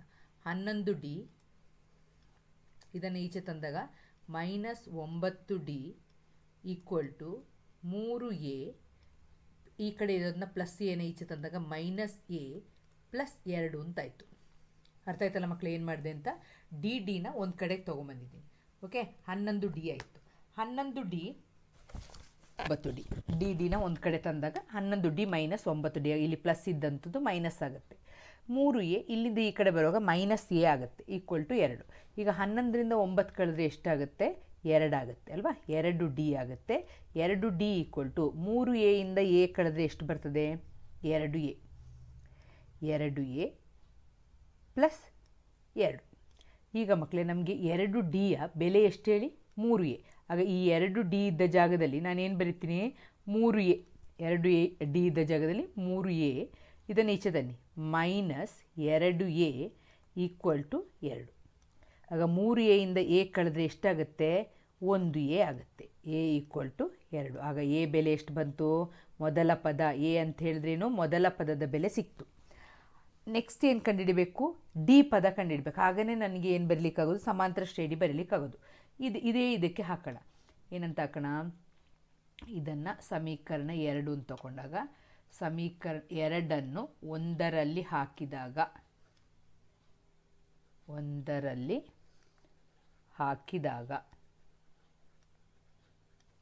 ಏನು 2D ಈಕ್ವಲ್ ಟು 3, ಎ ಅಂತ ಹೇಳಿದ್ರೆ ಎಷ್ಟು 2. ಆಗ 3 2 6, ಡಿ ಈಕ್ವಲ್ ಟು 6 ಬೈ ಈ 2ಅನ್ನು ಇಲ್ಲಿ ಬರೀಬೇಕು. ಆಗ ಎಷ್ಟಾಗುತ್ತೆ 2 3 6, ಡಿ ಬೆಲೆ ಎಷ್ಟು ಬಂತು ಮಕ್ಕಳೇ 3 ಬಂತು. ಅರ್ಥ ಆಯ್ತಲ್ವಾ, ಎ ಬೆಲೆ ಸಿಕ್ಕಿದೆ, ಡಿ ಬೆಲೆ ಸಿಕ್ಕಿದೆ. ಆಗ ಫಸ್ಟ್ ಕೇಳಿರೋದು ಸಮಾಂತರ ಶ್ರೇಣಿ ಬರೀರಿ ಅಂತಲ್ವಾ. ಆಗ ಸಮಾಂತರ ಶ್ರೇಣಿ ಅಥವಾ ಎ ಪಿ ಅಂತ ಬರೆದ್ರೂ ಆಗುತ್ತೆ ಮಕ್ಕಳೇ. ಸಮಾಂತರ ಶ್ರೇಣಿ ಏನಂತ ಬರೀತೀರಾ, ಮೊದಲನೇ ಪದ ಎ ಅಂತ ಹೇಳಿದ್ರೆ 2, 2ಕ್ಕೆ 3 ಸೇರಿಸಿ ಎಷ್ಟು ಬಂತು 5, 5ಕ್ಕೆ ಪುನಃ 3 ಸೇರಿಸಿ ಎಷ್ಟು ಬಂತು 8 ಡ್ಯಾಶ್ ಡ್ಯಾಶ್ ಡ್ಯಾಶ್. ಇಷ್ಟು ಬರೆದ್ರೆ ಸಾಕು. ಅರ್ಥ ಆಯ್ತು. ಸಾಮಾನ್ಯ ವ್ಯತ್ಯಾಸ ಡಿ ಇದಿರ್ತಲ್ಲ 3, ಎ ಕಂಡುಹಿಡಿದ ಮೇಲೆ ಎಗೆ 3ಅನ್ನು ಕೂಡಿಸ್ಕೊಂಡು ಹೋದರೆ ನಮಗೆ ಸಮಾಂತರ ಶ್ರೇಣಿ ಸಿಗ್ತದೆ. ನೆಕ್ಸ್ಟ್ ಕ್ವಶನ್, ಸಮೀಕರಣಗಳ ಜೋಡಿಗೆ ನಕ್ಷಾ ಪರಿಹಾರವನ್ನು ಕಂಡುಹಿಡಿಯಿರಿ ಅಂತ ಕೇಳಿದ್ದಾರೆ. ನೋಡೋಣ ನಕ್ಷಾ ಪರಿಹಾರ. ಮೊದಲನೇದು ನೋಡಿ, ಇಲ್ಲೊಂದು ಇಂಪಾರ್ಟೆಂಟ್ ಇದೆ ಮಕ್ಕಳೇ. ನೋಡಿ ಎಲ್ಲ ಥರದ ಪ್ರಾಬ್ಲಮ್ಸು 4 ಕ್ವಶನ್ ಪೇಪರಲ್ಲಿ ಬಂದುಬಿಟ್ಟಿದೆ. ಇಲ್ಲಿ ಏನು ಇಂಪಾರ್ಟೆಂಟ್ ಅಂತ ಹೇಳಿದ್ರೆ ಇಲ್ಲಿ ಏನು ತಪ್ಪಾಗ್ತದೆ, ಇದರಲ್ಲಿ ಏನು ತಪ್ಪಾಗುತ್ತೆ ಅಂತ ಹೇಳ್ತೀನಿ. ಇಲ್ಲಿ x minus y equal to 2 ಅಂತಿದೆ ಅಲ್ವಾ. ಈಗ ನಾವೇನು ನಕ್ಷೆ ಬಿಡಿಸ್ಬೇಕಾದ್ರೆ ಫಸ್ಟ್ ಏನಾಗ್ತೀವಿ, ಎಕ್ಸಿಗೆ 0, ಎಕ್ಸ್ ವೈ ಅಂತ ಹಾಕ್ಕೊಂಡು ಎಕ್ಸಿಗೆ 0 ಹಾಕ್ತೀರಾ, ಮತ್ತು ವೈಗೆ 0 ಹಾಕ್ತೀರಾ, ಮತ್ತು ಯಾವುದಾದ್ರೂ ಒಂದು 2 ಬೆಲೆಯನ್ನು 2 ಅಂತ ಹಾಕ್ತೀರಾ. ಈಗ ಎಕ್ಸಿಗೆ ಏನಾಗ್ತೀರಾ 0 ಹಾಕ್ತೀರಾ, ಮೈನಸ್ ವೈ ಈಕ್ವಲ್ ಟು 2. ಆಗ ವೈ ಈಕ್ವಲ್ ಟು ಎಷ್ಟು ಬರ್ತದೆ, ಈ ಮೈನಸನ್ನು ಮರಿಬಾರ್ದು ಮಕ್ಕಳೇ, ಮೈನಸ್ ವೈ ಈಕ್ವಲ್ ಟು 2. ಆಗ ವೈ ಈಕ್ವಲ್ ಟು ಈ ಮೈನಸನ್ನು ಈಚೆಗೆ ತರಬೇಕು. ಆಗ ಏನಾಗುತ್ತೆ -2. ಯಾಕೆಂದರೆ ಇಲ್ಲಿ ಪ್ಲಸ್ ಇಲ್ಲಿ ಮೈನಸ್ ಇರೋದು, ಡಿವೈಡ್ ಮಾಡಿದಾಗ ಪ್ಲಸ್ ಡಿವೈಡೆಡ್ ಬೈ ಮೈನಸ್ ಏನು ಬರ್ತದೆ ನಮಗೆ ಮೈನಸ್ ಬರ್ತದೆ. ಅರ್ಥ ಆಯ್ತಲ್ಲ. ಆಗ ಇಲ್ಲಿ -2 ಬರ್ತದೆ. ಆಗ ಇದು -2 ಅಂತ ಬರಿತೀರಾ. ಅರ್ಥ ಆಯ್ತಲ್ಲ ಮಕ್ಕಳೇ. ಈ ಮೈನಸನ್ನು ಇಲ್ಲಿಗೆ ಬರಿತಾ ಇದ್ರೆ -1 ಅಂತ ಅರ್ಥ ಇದ್ರೆ ಪಕ್ಕ ಏನಿಲ್ಲ ಅಂತ ಹೇಳಿದ್ರೆ. ಆಗ ವೈ ಈಕ್ವಲ್ ಟು 2 ಭಾಗಿಸು -1 ಎಷ್ಟು ಬರ್ತದೆ -2 ಬರ್ತದೆ. ನೆಕ್ಸ್ಟ್ ಎಕ್ಸ್ ಇದ್ದ ಜಾಗ ವೈ ಇದ್ದ ಜಾಗಕ್ಕೆ 0 ಹಾಕಿ, ಎಕ್ಸ್ ಮೈನಸ್ ವೈ ಇದ್ದ ಜಾಗಕ್ಕೆ 0 ಈಕ್ವಲ್ ಟು 2. ಅಯ್ಯೋ ಇಲ್ಲಿ ಮೈನಸ್ ಇದೆ, ಇದಕ್ಕೆ ತೊಂದರೆ ಇಲ್ಲ. -0 ಅಂತಂದರೆ ಎಕ್ಸಿಂದ 0 ಕಳೆದ್ರೆ ಏನು ಬರುತ್ತೆ ನಮಗೆ ಎಕ್ಸೇ ಬರೋದು. ಆಗ ಎಕ್ಸ್ ಏನಾಗ್ತದೆ +2 ಆಗುತ್ತೆ. ನೆಕ್ಸ್ಟು ಎಕ್ಸಿದ ಯಾವ ಜಾಗಕ್ಕೆ, ಎಕ್ಸಿದ್ದ ಜಾಗಕ್ಕೆ 2 ಹಾಕ್ಕೊಳ್ಳಿ. 2 ಮೈನಸ್ ವೈ ಈಕ್ವಲ್ ಟು 2. ಆಗ ಮೈನಸ್ ವೈ ಅದೇ ಬಂತಲ್ಲ ಇಲ್ಲೇ ಈಕ್ವಲ್ ಟು 2. ಇದು ಈಚೆಗೆ ಬಂದಾಗ -2 ಅದು 0 ಬರ್ತದೆ. ಆಗ ನಾವು ಬೇರೆ ನಂಬರ್ ತೊಗೊಂಡು ಬೇಕಾದರೂ ಮಾಡ್ಬೋದು. ಇಲ್ಲಿ 0ನೇ ಬರುತ್ತೆ ಅಲ್ಲ, -0 ಅಂತಿಲ್ಲ 0ನೇ. ಓಕೆ. ಈಗ ಇನ್ನೊಂದು ಬೇಕು ಅಂತ ಹೇಳಿದ್ರೆ 1 ಹಾಕಿ. ಆಗ ಎಕ್ಸ್ ಇದ್ದಲ್ಲಿಗೆ 1 ಹಾಕಿದ್ರೆ 1 minus y equal to 2, minus y equal to 2, ಇದು ಈಚೆಗೆ ಬಂದಾಗ ಮೈನಸ್ 1 ಆಗುತ್ತೆ. ಆಗ ಇಲ್ಲಿ 2ರಿಂದ 1 ಕಳೆದ್ರೆ 1, minus y equal to 1, y equal to minus 1 ಆಗುತ್ತೆ. ಅರ್ಥ ಆಯ್ತಲ್ವ? ಇದು ಗ್ರಾಫ್ ಬಿಡಿಸ್ಲಿಕ್ಕಿರುವಂತಹ ಇದು. ಎರಡು ತೊಗೊಂಡ್ರು ಚೆನ್ನಾಗಿ ಬರುತ್ತೆ ಮಕ್ಕಳಿಗೆ ಗ್ರಾಫ್, ಸ್ವಲ್ಪ ಎಳ್ಕೊಳ್ಬೇಕು ಅಂತಷ್ಟೇ. ನೆಕ್ಸ್ಟ್ ಇದನ್ನು ಹೇಗೆ ಸಾಲ್ವ್ ಮಾಡೋದು ನೋಡೋಣ. 2x plus y equal to 7 ಗ್ರಾಫಲ್ಲಿ ಬರೀರಿ. ಎಕ್ಸ್ ವೈ 0 ಹಾಕಿ, ಇಲ್ಲಿಗೆ ವೈಗೆ 0 ಹಾಕಿ, ಇನ್ನು ಯಾವುದಾದ್ರೂ ಒಂದು 2 ಅಂತ ಹಾಕಿ. ಈಗ ಎಕ್ಸ್ ಇದ್ದ ಜಾಗಕ್ಕೆ ಫಸ್ಟ್ ಏನು ಮಾಡ್ತೀರಾ, 0 ಪ್ಲಸ್ ವೈ ಈಕ್ವಲ್ ಟು 7. 2 ಗುಣಿಸು ಯಾವುದೇ ಸಂಖ್ಯೆಯನ್ನು 0ಯಿಂದ ಗುಣಿಸಿದ ತಕ್ಷಣ ಉತ್ತರ 0 ಆಗುತ್ತೆ. ಆಗ ವೈ ಈಕ್ವಲ್ ಟು 7 ಆಯಿತು. ಆಗ ಇಲ್ಲಿ 7 ಅಂತ ಬರೀರಿ. ನೆಕ್ಸ್ಟ್ 2x ಪ್ಲಸ್ ವೈ ಇದ್ದ ಜಾಗಕ್ಕೆ 0 ಹಾಕಿ ಈಕ್ವಲ್ ಟು 7. ಆಗ 2x equal to 7, x is equal to 7/2. ಮಕ್ಕಳೇ ಇದು ಇಂಪಾರ್ಟೆಂಟ್. ಈಗ 7ಅನ್ನು 2ರಿಂದ ಭಾಗಿಸ್ತೀರ. 2 3ಲಿ 6, 7ರಿಂದ 6 ಕಳೆದ್ರೆ 1, ಇಲ್ಲಿ ಬಿಂದು ಹಾಕ್ತೀರಾ, ಇಲ್ಲಿ 0 ಹಾಕ್ತೀರಾ. ಆಗ 2 5ಲಿ ಎಷ್ಟು ಬರ್ತದೆ? ಏನೂ ಇಲ್ಲ. ಏನು ಗೊತ್ತಾ, ನಿಮ್ಮ ಲೈನ್ ಹೀಗಿದೆ, ಇದು ಎಕ್ಸ್ ಅಕ್ಷದಲ್ಲಿ ತೊಗೊಳ್ಬೇಕಾಗಿರೋದಲ್ವಾ. ಇಲ್ಲಿ 1, ನೆಕ್ಸ್ಟು ಇಲ್ಲಿ 2, ಈ 1 ಮತ್ತು ಇದರ ಮಧ್ಯೆ 0, ಇದು 0 ಆಯಿತಾ ಮಕ್ಕಳೇ. ಈ 2 ಸಂಖ್ಯೆ ಮಧ್ಯೆ 10 ಲೈನ್ಸ್ ಇದೆ. ಅಬ್ಸರ್ವ್ ಮಾಡಿದ್ದೀರ ಗ್ರಾಫಲ್ಲಿ 10 ಲೈನ್ಸ್ ಇದೆ. ಅದರಲ್ಲಿ ಮಧ್ಯದ ಲೈನ್ 3 ಪಾಯಿಂಟ್, ಈಗ ನೋಡಿ ಇದು 1, ಇಲ್ಲಿ 2, ಇದು 3, ನೆಕ್ಸ್ಟ್ ಇಲ್ಲಿ 4 ಬಂತು ಅಂತ ತಿಳ್ಕೊಳ್ಳಿ ಮಕ್ಕಳೇ. ಈ 3 ಮತ್ತು 4ರ ನಡುವೆ 5 ಲೈನ್ ಬಿಟ್ಟು 1 2 3 4 5 ನಿಮ್ಮ ಗ್ರಾಫಲ್ಲಿ 5 ಲೈನ್ ಬಿಟ್ಟು ಏನಿದೆಯೋ ಅದನ್ನು ಹೀಗೆ ಮಾರ್ಕ್ ಮಾಡಬೇಕಾದ್ರೆ 3.5 ಹೇಗೆ ಮಾರ್ಕ್ ಮಾಡೋದು ಅಂತ ಹೇಳ್ಕೊಟ್ಟಿದ್ದೀನಿ. ಇದು ಇಂಪಾರ್ಟೆಂಟ್. 0 ಇಲ್ಲೇ ಬರುತ್ತೆ. ಅರ್ಥಾಯ್ತಲ್ಲ? 3 ಮತ್ತು 4ರ ನಡುವೆ 3.5 ಬರ್ತದೆ. ನಿಮ್ಮ ಗ್ರಾಫಲ್ಲಿ ಚೆನ್ನಾಗಿ ಕ್ಲಿಯರಾಗಿ ಮಾಡ್ಬೋದು. ಈ ಲೆಕ್ಕವನ್ನು ಹೀಗೆ ಮಾಡಬೇಕು ಮಕ್ಕಳು. ಈ ಲೆಕ್ಕನ ನೀವೇ ಗ್ರಾಫ್ ಮಾಡ್ತೀರಾ ಅಂತ ತಿಳ್ಕೊಳ್ತೀನಿ. ಓಕೆ, ಈಗ ನೆಕ್ಸ್ಟ್ 36ನೇ ಪ್ರಶ್ನೆ. ಮುಚ್ಚಿದ ಸಿಲಿಂಡರ್ ಆಕಾರದ ಒಂದು ತೊಟ್ಟಿಯ ಗರಿಷ್ಠ ಘನಫಲವು, ತೊಟ್ಟಿಯ ಯಾವ ಆಕಾರದಲ್ಲಿದೆ? ಸಿಲಿಂಡರ್ ಆಕಾರದಲ್ಲಿದೆ. ಆಗ ಘನಫಲ ಕೊಟ್ಟಿದ್ದಾರೆ. ಏನು ಸೂತ್ರ? πr²h ಸೂತ್ರ ಬಂದಿದೆ ಅಲ್ವಾ. ಇದರ ವೃತ್ತಾಕಾರದ ಪಾದದ ವ್ಯಾಸ ಕೊಟ್ಟಿದ್ದಾರೆ. ವ್ಯಾಸ ಅಂತ ಹೇಳಿದ್ರೆ ಡಿ ಎಷ್ಟು ಕೊಟ್ಟಿದ್ದಾರೆ? 28. ಏನು ಬೇಕು ನಮಗೆ? ಆರ್ ಬೇಕು. ಆರ್ ಹೇಗೆ ಕಂಡುಹಿಡಿತಾರೆ? 28/2. 2 1 2, 2 4 8. ಎಷ್ಟು ಬಂತು? 14. ತೊಟ್ಟಿಯ ಮೇಲ್ಮೈಗೆ ಬಣ್ಣ ಹಚ್ಚಲು 1 ಚದರ ಮೀಟರ್ಗೆ, ಮೇಲ್ಮೈಗೆ ಬಣ್ಣ ಹಚ್ಚೋದು ಅಂತ ಹೇಳಿದ ತಕ್ಷಣ ಘನಫಲ ಎಷ್ಟು? ಸೂತ್ರ πr²h. ಆಗ ಘನಫಲ ಕೊಟ್ಟಿದ್ದಾರೆ 6160 equal to πr²h. 6160 equal to ಪೈಯ ಬೆಲೆ 22/7 ಇಂಟು ಆರ್ ಅಂತೇಳಿದ್ರೆ 14 ಇಂಟು 14 ಕೊಟ್ಟಿದ್ದಾರೆ. ಹೆಚ್ಚನ್ನು ನಾವು ಕಂಡುಹಿಡಿಬೇಕು. 7 1 7 2 14. ಆಗ 6160 ಭಾಗಿಸು, ಇಲ್ಲೆಲ್ಲ ಮೇಲೆ ಏನಿದೆ ಅದರಿಂದ ಭಾಗಿಸ್ಬೇಕು. 22 into 2 into 14 equal two H.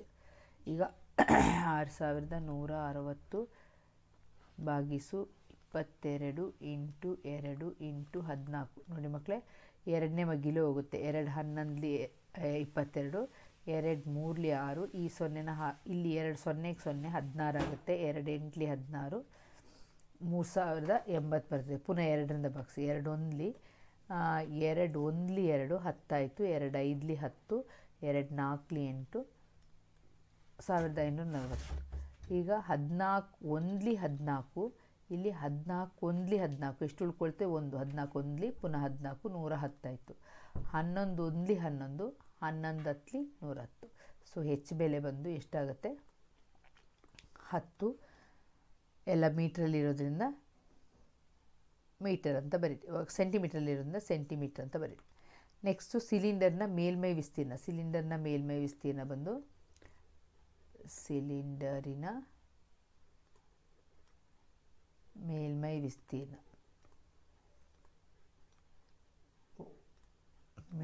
ವಿಸ್ತೀರ್ಣ ಈಕ್ವಲ್ ಟು ಮಕ್ಕಳೇ 2πr ಇಂಟು r ಪ್ಲಸ್ ಹೆಚ್ ಯೂಸ್ ಮಾಡಬೇಕು. 2πr ಇಂಟು r ಪ್ಲಸ್ ಹೆಚ್ 2 ಇಂಟು 22/7 ಇಂಟು r ಬೆಲೆ ಎಷ್ಟು? 14 ಇಂಟು 14 ಪ್ಲಸ್ ಹೆಚ್ ಬೆಲೆ ಈಗ ತಾನೇ ಕಂಡುಹಿಡಿದಿದ್ದೀವಿ 10.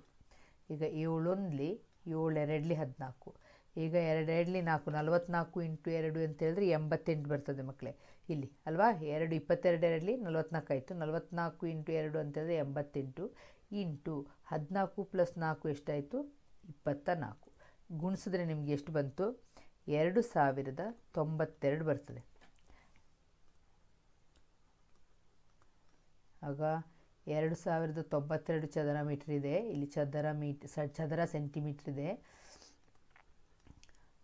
ಇಂಟು ಏನು ಮಾಡಬೇಕು 5 ಮಾಡಬೇಕು. 5 2 10 1 5 45 1 46 5 2 10.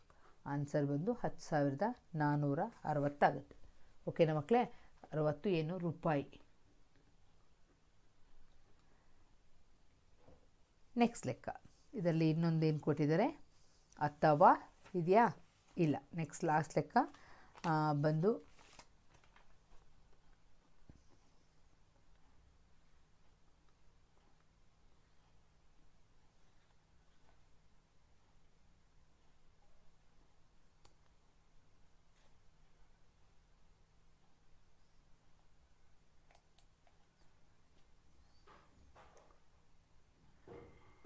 ಚಿತ್ರ ಸ್ಪಷ್ಟವಾಗಿ ಕೊಟ್ಟಿದ್ದಾರೆ ಮಕ್ಕಳೇ. ಈಗ ನೋಡಿ ಮಕ್ಕಳೇ, ಇದನ್ನೇ ನೋಡ್ಕೊಳ್ಳಿ. ಈಗ ಡಿ ಇಯನ್ನು ಕಂಡುಹಿಡಲಿಕ್ಕೆ ಹೇಳಿದ್ದಾರೆ. ಬಿ ಡಿ ಒಂದು ಕೊಟ್ಟಿದ್ದಾರೆ, ಇದು 61 ಕೊಟ್ಟಿದ್ದಾರೆ, ಕೋನ ಕೊಟ್ಟಿದ್ದಾರೆ. D E ಕಂಡುಹಿಡಬೇಕು. ಡಿ ಎಲ್ಲಿದೆ ಮಕ್ಕಳೇ, ಡಿ ಇ ಇಲ್ಲಿದೆ. ಇದನ್ನು ಕಂಡುಹಿಡಿಯಕ್ಕೆ ಹೇಳಿದ್ದಾರೆ. ಆಮೇಲೆ ಇ ಸಿ ಕಂಡುಹಿಡಿಯಕ್ಕೆ ಹೇಳಿದ್ದಾರೆ. ಇ ಸಿ ಎಲ್ಲಿದೆ ನೋಡಿ ಮಕ್ಕಳೇ, ಇ ಸಿ ಇದನ್ನು ಕಂಡುಹಿಡಿಯಕ್ಕೆ ಹೇಳಿದ್ದಾರೆ. ಎ ಸಿ ಅಂತ ಹೇಳಿದ್ರೆ ಇದನ್ನು ಕಂಡುಹಿಡಿಯಕ್ಕೆ ಹೇಳಿದ್ದಾರೆ. ಎ ಬಿ ಉದ್ದ ಇದನ್ನು ಕಂಡುಹಿಡಿಯಲಿಕ್ಕೆ ಹೇಳಿದ್ದಾರೆ. ಫಸ್ಟ್ ನಾವು ಇಲ್ಲಿಂದ ಸ್ಟಾರ್ಟ್ ಮಾಡೋಣ. ಗೊತ್ತಿರೋದ್ರಿಂದ ನಾವು ಫಸ್ಟ್ ಹೋಗೋದು. ಇಲ್ಲಿ ನಮ್ಗೆ ಇದು ಗೊತ್ತಿದೆ, ಇದು ಗೊತ್ತಿದೆ, ಇದನ್ನು ಕಂಡುಹಿಡಿಬೇಕು. ಏನು ಮಾಡಬೇಕಾಗಿ ಇಲ್ಲಿ ಇದು ಪಾರ್ಶ್ವಬಾಹು ಸಿಕ್ಕಿದೆ. ಆಗ ಪಾರ್ಶ್ವಬಾಹು ಕೊಟ್ಟು ವಿಕರ್ಣವನ್ನು ಕೇಳಿದ್ದಾರೆ. ಆಗ ಕಾಸ್ 90ರಿಂದ ಹೋಗ್ತೀವಿ, ಲೆಕ್ಕಕ್ಕೆ ಹೋಗೋಣ ಅಂತ. ಇದು ಕೊಟ್ಟಿದ್ದಾರೆ. ಇದೆಷ್ಟು ಕೊಟ್ಟಿದ್ದಾರೆ 61 ಕೊಟ್ಟಿದ್ದಾರೆ. ಇಲ್ಲಿಂದ ಇಲ್ಲಿ ತನಕ 61 ಕೊಟ್ಟಿದ್ದಾರೆ. ಇದನ್ನು ಕಂಡುಹಿಡಿಯಕ್ಕೆ ಹೇಳಿದೆ. ಫಸ್ಟ್ ನಾವು ಇದನ್ನು ಒಂದು ಕಡೆಯಿಂದ ಹೋಗೋಣ ಮಕ್ಕಳೇ. ಆಗ ಕಾಸ್ 60 ಈಕ್ವಲ್ ಟು ಪಾರ್ಶ್ವಬಾಹು ಬಂದು ಪಿ ಡಿ ಬೈ ವಿಕರ್ಣ ಬಂದು ಎ. ಈಗ ಫಸ್ಟ್ ಎ ಬಿನ ಕಂಡುಹಿಡ್ದಂಗೆ ಆಗುತ್ತೆ. ಕಾಸ್ 60ರ ಬೆಲೆ ಎಷ್ಟು 1/2 ಇಂಟು ಬಿ ಡಿ ಕೊಟ್ಟಿದ್ದಾರಲ್ಲ, ಬಿ ಡಿ ಎಷ್ಟು ಕೊಟ್ಟಿದ್ದಾರೆ 60 ಬೈ ಎ ಬಿಯನ್ನು ಹಾಗೆ ಬರೀರಿ. ಅಡ್ಡಗುಣಕಾರ ಮಾಡಿ. ಎ ಬಿ ಈಕ್ವಲ್ ಟು ಇದನ್ನು ಅಡ್ಡಗುಣಕಾರ ಮಾಡಿದಾಗ 62 ಎಷ್ಟಾಗುತ್ತೆ 120 ಆಗುತ್ತೆ. ಈಗ ಇದು 120 ಬಂತು. ಅರ್ಥ ಆಯ್ತಾ. ಈಗ ನೆಕ್ಸ್ಟ್ ಲೆಕ್ಕ. ಪ್ರಶ್ನೆಯಲ್ಲಿ ಸೆಂಟಿಮೀಟ್ರ್ ಇದೆಯಾ ಮೀಟ್ರ್ ಇದೆಯಾ? ಇದು ಮೀಟ್ರ್ ಇದೆ. ಆಗ ನಾವು ಎಷ್ಟು 120 ಮೀಟ್ರ್ ಅಂತ ಬರಿತೀವಿ. ಇದು ಸಿಕ್ತು ಮಕ್ಕಳೇ, ಇದು 120 ಮೀಟ್ರ್ ಸಿಕ್ತು. ಈಗ ನೆಕ್ಸ್ಟ್ ಏನು ಕೇಳಿದ್ದಾರೆ, ಎ ಬಿಯನ್ನು ಕೇಳಿದರು, ಎ ಬಿ ಬರೆದಾಯಿತು. ನೆಕ್ಸ್ಟ್ ಡಿ ಇ ಆಮೇಲೆ ಇ ಸಿ ಆಮೇಲೆ ಎ ಸಿ ಇಷ್ಟನ್ನು ಕೇಳಿದ್ದಾರೆ. ಈಗ ನೆಕ್ಸ್ಟು ಡಿ ಇಯನ್ನು ಕಂಡುಹಿಡಬೇಕು. ಆಗ ಇದು 45 ಬರ್ತದೆ ಮಕ್ಕಳೇ. ಈಗ ಅದನ್ನ ನೋಡ್ಕೊಳ್ಳಿ. ಈ ಡಿ ಇ ಮಾಡಬೇಕಾದ್ರೆ ಯಾವುದಾದ್ರೂ ಒಂದು ಗೊತ್ತಿರೋ, ಇದು ಗೊತ್ತಿಲ್ಲ, ಇದು ಗೊತ್ತಿಲ್ಲ. ಆಗ ನಾವು ಇಲ್ಲಿ ಗೊತ್ತಿರೋದ್ರಿಂದ ಗೊತ್ತಿಲ್ಲದ್ರಿಂದ ಆಗ ಇದನ್ನ ಕಂಡುಹಿಡ್ಕೊಂಬಿಡೋಣ. ಯಾಕೆಂದರೆ ಇಲ್ಲಿ ಟ್ಯಾನ್ ಇದು 60 ಆದರೆ ಅಭಿಮುಖ ಬಹಿ ವಿಕರ್ಣ ನಮಗೆ ಗೊತ್ತಿದೆ ಅಲ್ವಾ. ಆಗ ನಾವು ಫಸ್ಟು ಟ್ಯಾನ್ 60 ಅಂತ ಬರೆದ್ಬಿಟ್ಟು ಟ್ಯಾನ್ 60 ಎಲ್ಲಿ ಯಾವ ತ್ರಿಭುಜ, ಇದೇ ತ್ರಿಭುಜ, ಟ್ಯಾನ್ 60 ಅಂತ ಬರೆದ್ಬಿಟ್ಟು 60 equal to A D by opposite ಅಭಿಮುಖ ಬಹಿ ಬಿ ಡಿ ಪಾರ್ಶ್ವ ಆಯಿತಾ. ಟ್ಯಾನ್ 60ರ ಬೆಲೆ ಎಷ್ಟು √3. ಎ ಡಿ ಅಂತ ಹೇಳಿದ್ರೆ ನಮಗೆ ಗೊತ್ತಿಲ್ಲ, ಕಂಡುಹಿಡಿಬೇಕು. ಎ ಡಿ ಬಿ ಡಿ ಅಂತ ಹೇಳೋದು 60 ಮೀಟ್ರಲ್ಲೂ ಅಡ್ಡ ಗುಣಕಾರ ಮಾಡಿ. 60 into √3 equal to A D. A D ಸಿಕ್ಕಾಯಿತು. ಎಷ್ಟು ಸಿಕ್ತು 60. ಈಗ ಎ ಡಿ ಸಿಕ್ಕಿದ ಮೇಲೆ ನಾವು ಡಿ ಕಂಡುಹಿಡಿಬೋದು ತಾನೆ. ಆಗ ಈ ತ್ರಿಭುಜ ಇದನ್ನು ಟ್ಯಾನ್ 45 ಅಲ್ವಾ, ಟ್ಯಾನ್ 45 ಈಕ್ವಲ್ ಟು ಯಾವುದನ್ನು ಕೇಳಿದ್ರೆ ಇದನ್ನು ಕೇಳಿದರೆ ಇದು ಕಂಡುಹಿಡಿತಿದ್ದೀವಿ. ಆಗ opposite A D by D E. A D ಎಷ್ಟು ಬಂದಿದೆ ಮಕ್ಕಳೇ, ಈಗ ತಾನೇ ಕಂಡುಹಿಡಿದೀರಾ 60 √3. ಡಿ ಇ ನಮಗೆ ಗೊತ್ತಿಲ್ಲ, ಕಂಡುಹಿಡಿಬೇಕು. 45 ಟ್ಯಾನ್ 45ರ ಬೆಲೆ ಎಷ್ಟು 1. ಅಡ್ಡ ಗುಣಕಾರ ಮಾಡಿ. ಆಗ ಡಿ ಇ ಈಕ್ವಲ್ ಟು 60√3 ಉತ್ತರ. ಅರ್ಥ ಆಯ್ತಲ್ಲ? √3ರ ಬೆಲೆ ಕೊಟ್ಟಿದ್ದಾರಾ ಅಂತ ಪ್ರಶ್ನೆಯಲ್ಲಿ ನೋಡ್ಕೋಬೇಕು. ಬೆಲೆ ಕೊಟ್ಟಿದ್ರೆ ಅದರಿಂದ ಗುಣಿಸ್ಬೇಕಾಗುತ್ತೆ. 1.7 ಅಂತ ಕೊಟ್ಟಿದ್ದಾರೆ. ಆಗ 60 × 1.7 ಮಾಡಿ 60 ಗುಣಿಸು 1.7 ಎಷ್ಟು ಬರ್ತದೆ? 60 × 1.7 102 ಬರ್ತದೆ. ಆನ್ಸರ್ ಎಷ್ಟು ಬಂತು? 102. ನಮಗೆ ಬೇಕಾಗಿದ್ದು ಡಿ ಇ ಸಿಕ್ತು. ಡಿ ಎಲ್ಲುಂಟು? ಇದೆಷ್ಟು ಸಿಕ್ತು? 102 ಸಿಕ್ತು. ಇದು 102 ಸಿಕ್ತು. ಆಯಿತಾ ಮಕ್ಕಳೇ? ಈಗ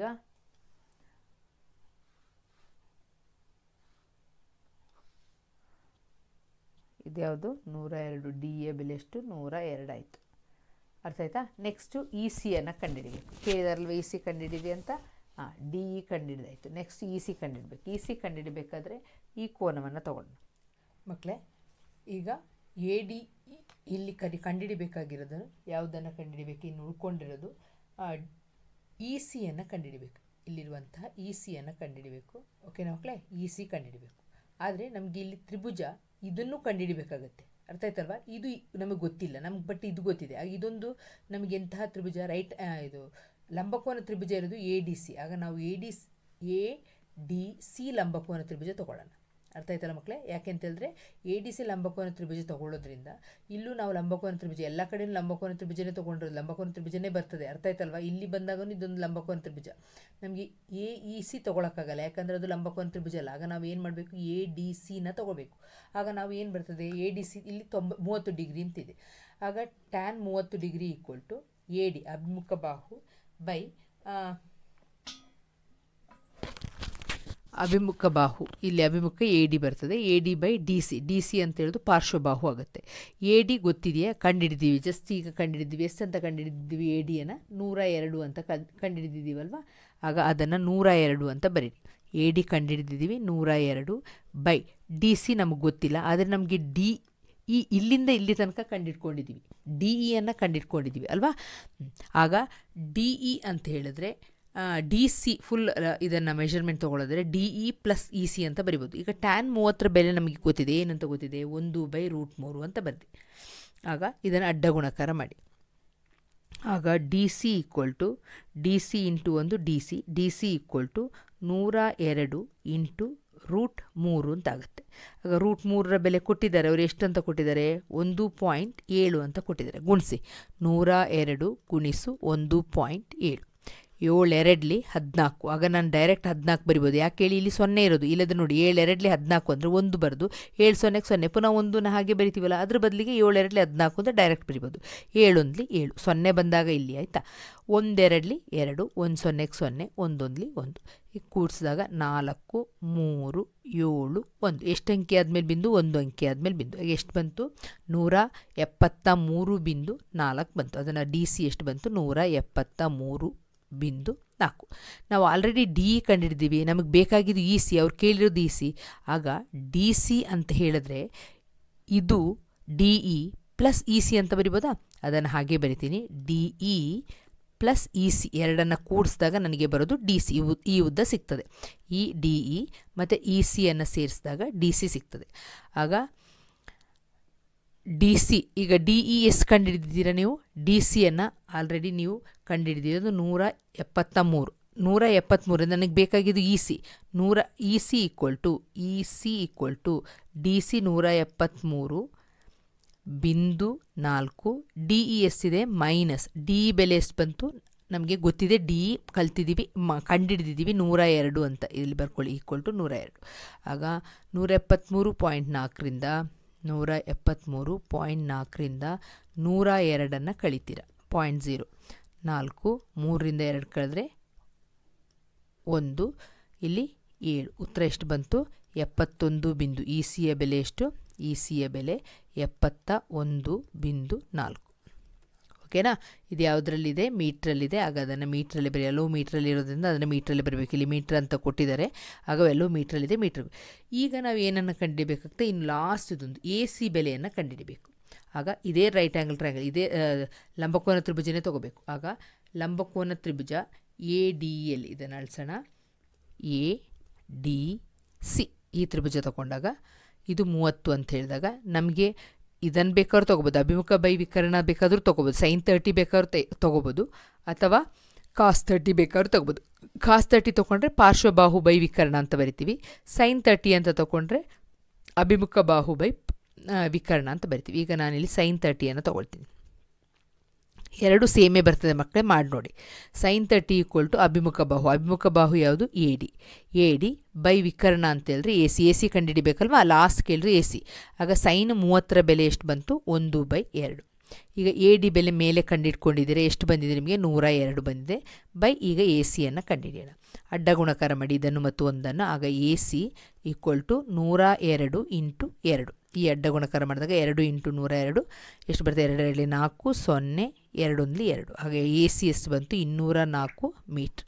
ಅರ್ಥ ಆಯ್ತಲ್ಲ ಮಕ್ಕಳೇ? ತುಂಬ ಈಸಿ ಇದೆ, ಏನಿಲ್ಲ, ಎಲ್ಲ ಲಿಂಕ್ ಇದೆ. ಒಂದು ಮಾಡಿದ ತಕ್ಷಣ ಇನ್ನೊಂದು ಮಾಡ್ಕೊಂಡು ಹಾಗೆ ಹೋಗಿ. ಈಗ ನೆಕ್ಸ್ಟ್ ಕ್ವೆಶ್ಚನ್ ಅಂದರೆ ತೇಲ್ಸನ ಪ್ರಮೇಯವನ್ನು ನಿರೂಪಿಸಿ ಮತ್ತು ಸಾಧಿಸಿ ಅಂತ ಕೇಳಿದ್ದಾರೆ. ತೇಲ್ಸನ ಪ್ರಮೇಯ ಗೊತ್ತಿದೆ ಅಲ್ವಾ? ತೇಲ್ಸನ ಪ್ರಮೇಯ ಏನು ಹೇಳ್ತದೆ? ಇದು ಎರಡು ಕಲ್ತಿರಬೇಕು, ಗೊತ್ತಿರಬೇಕು ನಿಮಗೆ. ತೇಲ್ಸನ ಪ್ರಮೇಯ ಕಲ್ತಿದ್ದೆ ಮೇಡಮ್, ಅಲ್ಲಿ ಮೂಲ ಸಮಾನುಪಾತತೆ ಪ್ರಮೇಯ ಕೇಳಿದ್ರು, ಅದಕ್ಕೆ ಬರ್ದಿಲ್ಲ. ನಿರೂಪಿಸಿ ಅಂತ ಕೇಳುವಾಗ ಎರಡು ಒಂದೇ, ತೇಲ್ಸನ ಪ್ರಮೇಯನೂ ಒಂದೇ, ಮೂಲ ಸಮಾನುಪಾತತೆಯ ಪ್ರಮೇಯನೂ ಒಂದೇ. ಎರಡು ಪ್ರಶ್ನೆಗೂ ಒಂದೇ ಉತ್ತರ. ಅರ್ಥ ಆಯ್ತಲ್ವಾ? ತ್ರಿಭುಜದ ಎರಡು ಬಾಹುಗಳಂದರೆ ಇಲ್ಲಿ ಎ ಬಿ ಮತ್ತು ಎ ಸಿ ಎರಡು ಬಾಹುಗಳನ್ನು ಎರಡು ವಿಭಿನ್ನ ಬಿಂದುಗಳು, ಯಾವುದು? ಡಿ ಮತ್ತು ಇ, ಎರಡು ವಿಭಿನ್ನ ಬಿಂದುಗಳಲ್ಲಿ ಛೇದಿಸುವಂತೆ, ಕಟ್ಟಾಗುವಂತೆ ಎಳೆದಂತಹ ಒಂದು ಸರಳ ರೇಖೆ ಛೇದಿಸುವಂತೆ ಒಂದು ಬಾಹುವಿಗೆ, ಯಾವ ಬಾಹುವಿಗೆ? ಬಿ ಸಿ ಬಾಹುವಿಗೆ ಸಮಾನಾಂತರವಾಗಿ ಎಳೆದ ಸರಳ ರೇಖೆಯು ಉಳಿದೆರಡು ಬಾಹುಗಳನ್ನು ಎ ಬಿ ಮತ್ತು ಎ ಸಿಯನ್ನು ಏನು ಮಾಡ್ತದೆ? ಸಮಾನುಪಾತದಲ್ಲಿ ವಿಭಾಗಿಸ್ತದೆ. ಸೇಮ್ ಅನುಪಾತ ಸೇಮ್ ಇರ್ತದೆ. A D by D B = A E by E C ಆಗಿರ್ತದೆ ಅಂತ. ಓಕೆ ಮಕ್ಕಳೇ, ಈಗ ಸ್ವಲ್ಪ ಈಸಿಯಾಗಿ ಹೇಳ್ತೀನಿ, ನೋಡ್ಕೊಳ್ಳಿ. ಇದನ್ನು ಸ್ವಲ್ಪ ಚಿತ್ರ ಸಮೇತ ಹೋಗಬೇಕು. ಚಿತ್ರ ಸಮೇತ ಹೋದರೆ ಇವತ್ತೇ ಕಲ್ತು ಬಿಡ್ಬೋದು ನೀವು ಈ ಪ್ರಮೇಯವನ್ನು. ಓಕೆನಾ? ಈಗ ಚಿತ್ರ ನೋಡಿ. ಇದು ಎ ಬಿ ಸಿ ಒಂದು ತ್ರಿಭುಜ ಅಲ್ವಾ? ದತ್ತ ಏನು ಬರೀತೀರ? ದತ್ತ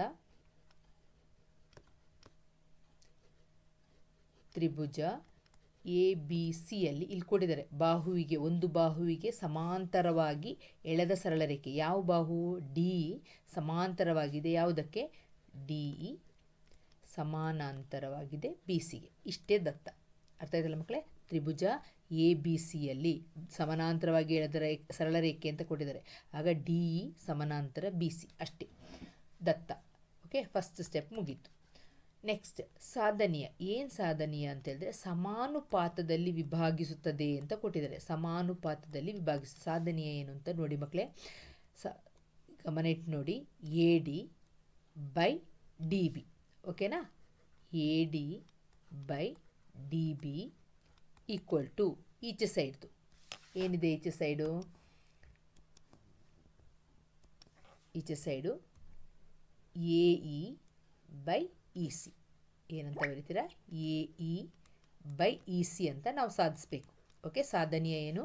ಈಚೆ ಬದಿದು A D by D B ಮತ್ತು = ಬರೆದು ಈಚೆ ಒಂದ್ಸಲ ಈ ಬದಿ ತೊಗೊಳ್ಳೋದು, ಇನ್ನೊಂದ್ಸಲ ಈ ಬದಿ ತೊಗೊಳ್ಳೋದು, A E by E C. ಅರ್ಥ ಆಯ್ತಲ್ವಾ?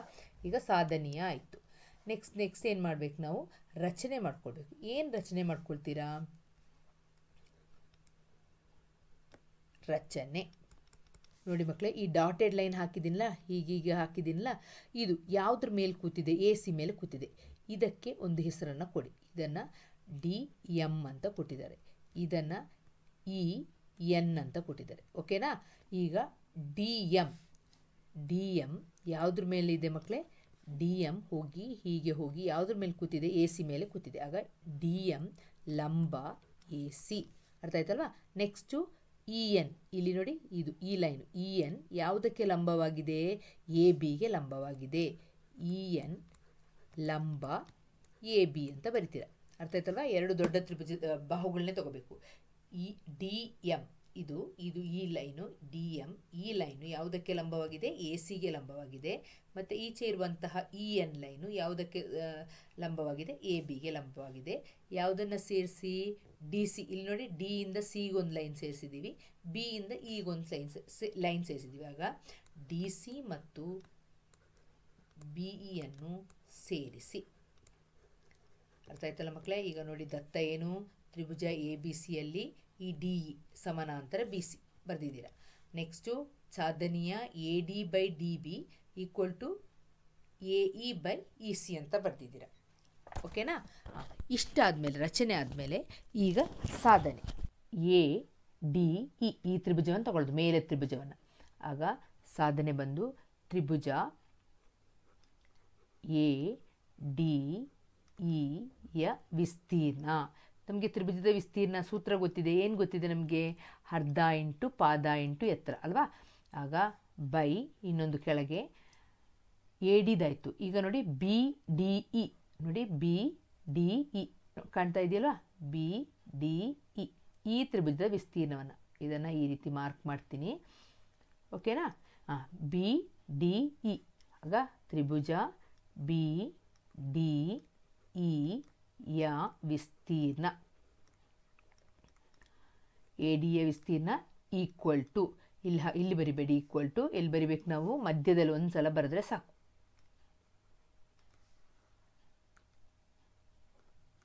ವಿಸ್ತೀರ್ಣ ಈಕ್ವಲ್ ಟು ಏನು ಸೂತ್ರ ನಮಗೆ ಗೊತ್ತಿದೆ?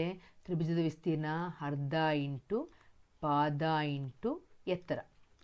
ಕೆಳಗೇನು ಏನು ಬರಿತೀರಾ ನೀವು? ಅರ್ಧ ಇಂಟು ಪಾದ ಇಂಟು ಎತ್ತರ ಅಂತ ಬರಿಬೇಕು.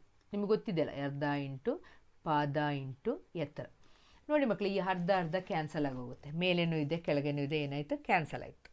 ಈಗ ಇದರದ್ದು ಪಾದ ಯಾವುದು ಅಂತ ಕೇಳಿದ್ರೆ ಯಾವುದು ಅಂತ ಬರಿತೀರಾ? ಪಾದ ಬಂದು ನಿಮಗೆ AD ಪಾದ. ಈ ತ್ರಿಭುಜದಲ್ಲಿ AD ಪಾದ ಆಗುತ್ತೆ. ಎತ್ತರ ಯಾವುದು ಅಂತ ಕೇಳಿದ್ರೆ ಇದು EN ಎತ್ತರ. AD ಇಂಟು EN ಬೈ ಇಲ್ಲಿ ಈ ತ್ರಿಭುಜ ಇನ್ನು ಕೆಳಗೆ BD ತ್ರಿಭುಜ ತೊಗೊಂಡಿದ್ದಿಲ್ಲ, ಅದರಲ್ಲಿ ಪಾದ ಯಾವುದು? BD. ಅದಕ್ಕೆ ಎತ್ತರನೂ EN ಬರುತ್ತೆ ಮಕ್ಕಳು, ಎರಡಕ್ಕೂ EN. ನೋಡಿ, ಮೊದಲನೇ ಇದಕ್ಕೆ EN ಬಂದು ಕ್ಯಾನ್ಸಲ್ ಆಗುತ್ತೆ. ನೆಕ್ಸ್ಟ್ ತ್ರಿಭುಜ ಸೇಮ್ ಇದೇ ಬರೀರಿ. AED ಅಂತ ಬೇಕಾದರೂ ಬರಿಬೋದು, ADE ಅಂತಲೂ ಬರಿಬೋದು. ಇದನ್ನೇ ಬರೀರಿ, ನಿಮಗೆ ಕನ್ಫ್ಯೂಸ್ ಆಗೋದು ಬೇಡ. ADಯ ವಿಸ್ತೀರ್ಣ, ಇದನ್ನೇ ಈಕ್ವೇಷನ್ ನಂಬರ್ 1 ಅಂತ ಬರ್ಕೊಳ್ಳಿ. ಇದನ್ನು ಕೆಳಗೆ ಬರ್ಕೊಂಡು ಹೋಗ್ಬೇಕು ಮಕ್ಕಳೇ. ನಾನು ಸ್ಪೇಸ್ ಇಲ್ಲ ಅಂತ ಈಗ ಬರ್ತೀನಿ. ನೀವು ಈಕ್ವಲ್ ಟು ಇದು ಬರೆದಾದ್ಮೇಲೆ ಈಕ್ವಲ್ ಟು ಬರೆದು ಇದನ್ನು ಕೆಳಗೆ ಬರಿಬೇಕು. ಓಕೆ? ADಯ ವಿಸ್ತೀರ್ಣ ಬೈ CDಯ ವಿಸ್ತೀರ್ಣ. ನೋಡಿ, ಇಲ್ಲಿ BDಯ ವಿಸ್ತೀರ್ಣ. ಈಗ ಕೆಳಗೆ ಏನು ಬರಿಬೇಕು? CDEಯ ವಿಸ್ತೀರ್ಣ. ಹೇಗೆ ನೆನ್ಪಿಟ್ಕೊಳ್ಳೋದು ಶಾರ್ಟ್ ಅಂತ ನಾನು ಹೇಳ್ತೀನಿ, ಒಂದು ಟ್ರಿಕ್ ಹೇಳ್ತೀನಿ ಮಕ್ಕಳೇ. ಹಾಗೆ ತುಂಬ ಕಷ್ಟ ಅಂತ ಹೇಳೋರು, ಪ್ರಮೇಯ ಕಷ್ಟ ಅಂತ ಹೇಳೋರು ಆ ಟ್ರಿಕ್ಕಲ್ಲಿ ಮಾಡಿ ತುಂಬ ಈಸಿಯಾಗಿ ನಿಮಗೆ ನೆನ್ಪಿಟ್ಕೊಳ್ಳಿಕ್ಕಾಗತ್ತೆ. ಇಲ್ಲೂ ಹಾಗೆ ಬರೀತಾರೆ. ಏನಂತ? ಅರ್ಧ ಇಂಟು ಪಾದ ಇಂಟು ಎತ್ತರ ಬೈ ಅರ್ಧ ಇಂಟು ಪಾದ ಇಂಟು ಎತ್ತರ ಅಂತ ಬರಿತೀರ. ನೆಕ್ಸ್ಟ್ ಇಲ್ಲಿ ಪಾದ ಬಂದು ಏನಂತ ಬರಿತೀರ? AE. ಅರ್ಥ ಆಯ್ತಲ್ವಾ? ಇಲ್ಲಿ ಪಾದ ಈ ಕಡೆ ಸೈಡ್ದು AE.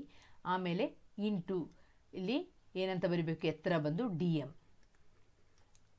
ಬೈ ಈ ಕಡೆ EC ಇಂಟು DM. ಇಲ್ಲಿ ಎರಡು ಕಡೆಗೂ DM ಎತ್ತರ ಬರುತ್ತೆ. DM ಮತ್ತು DM ಏನಾಗುತ್ತೆ?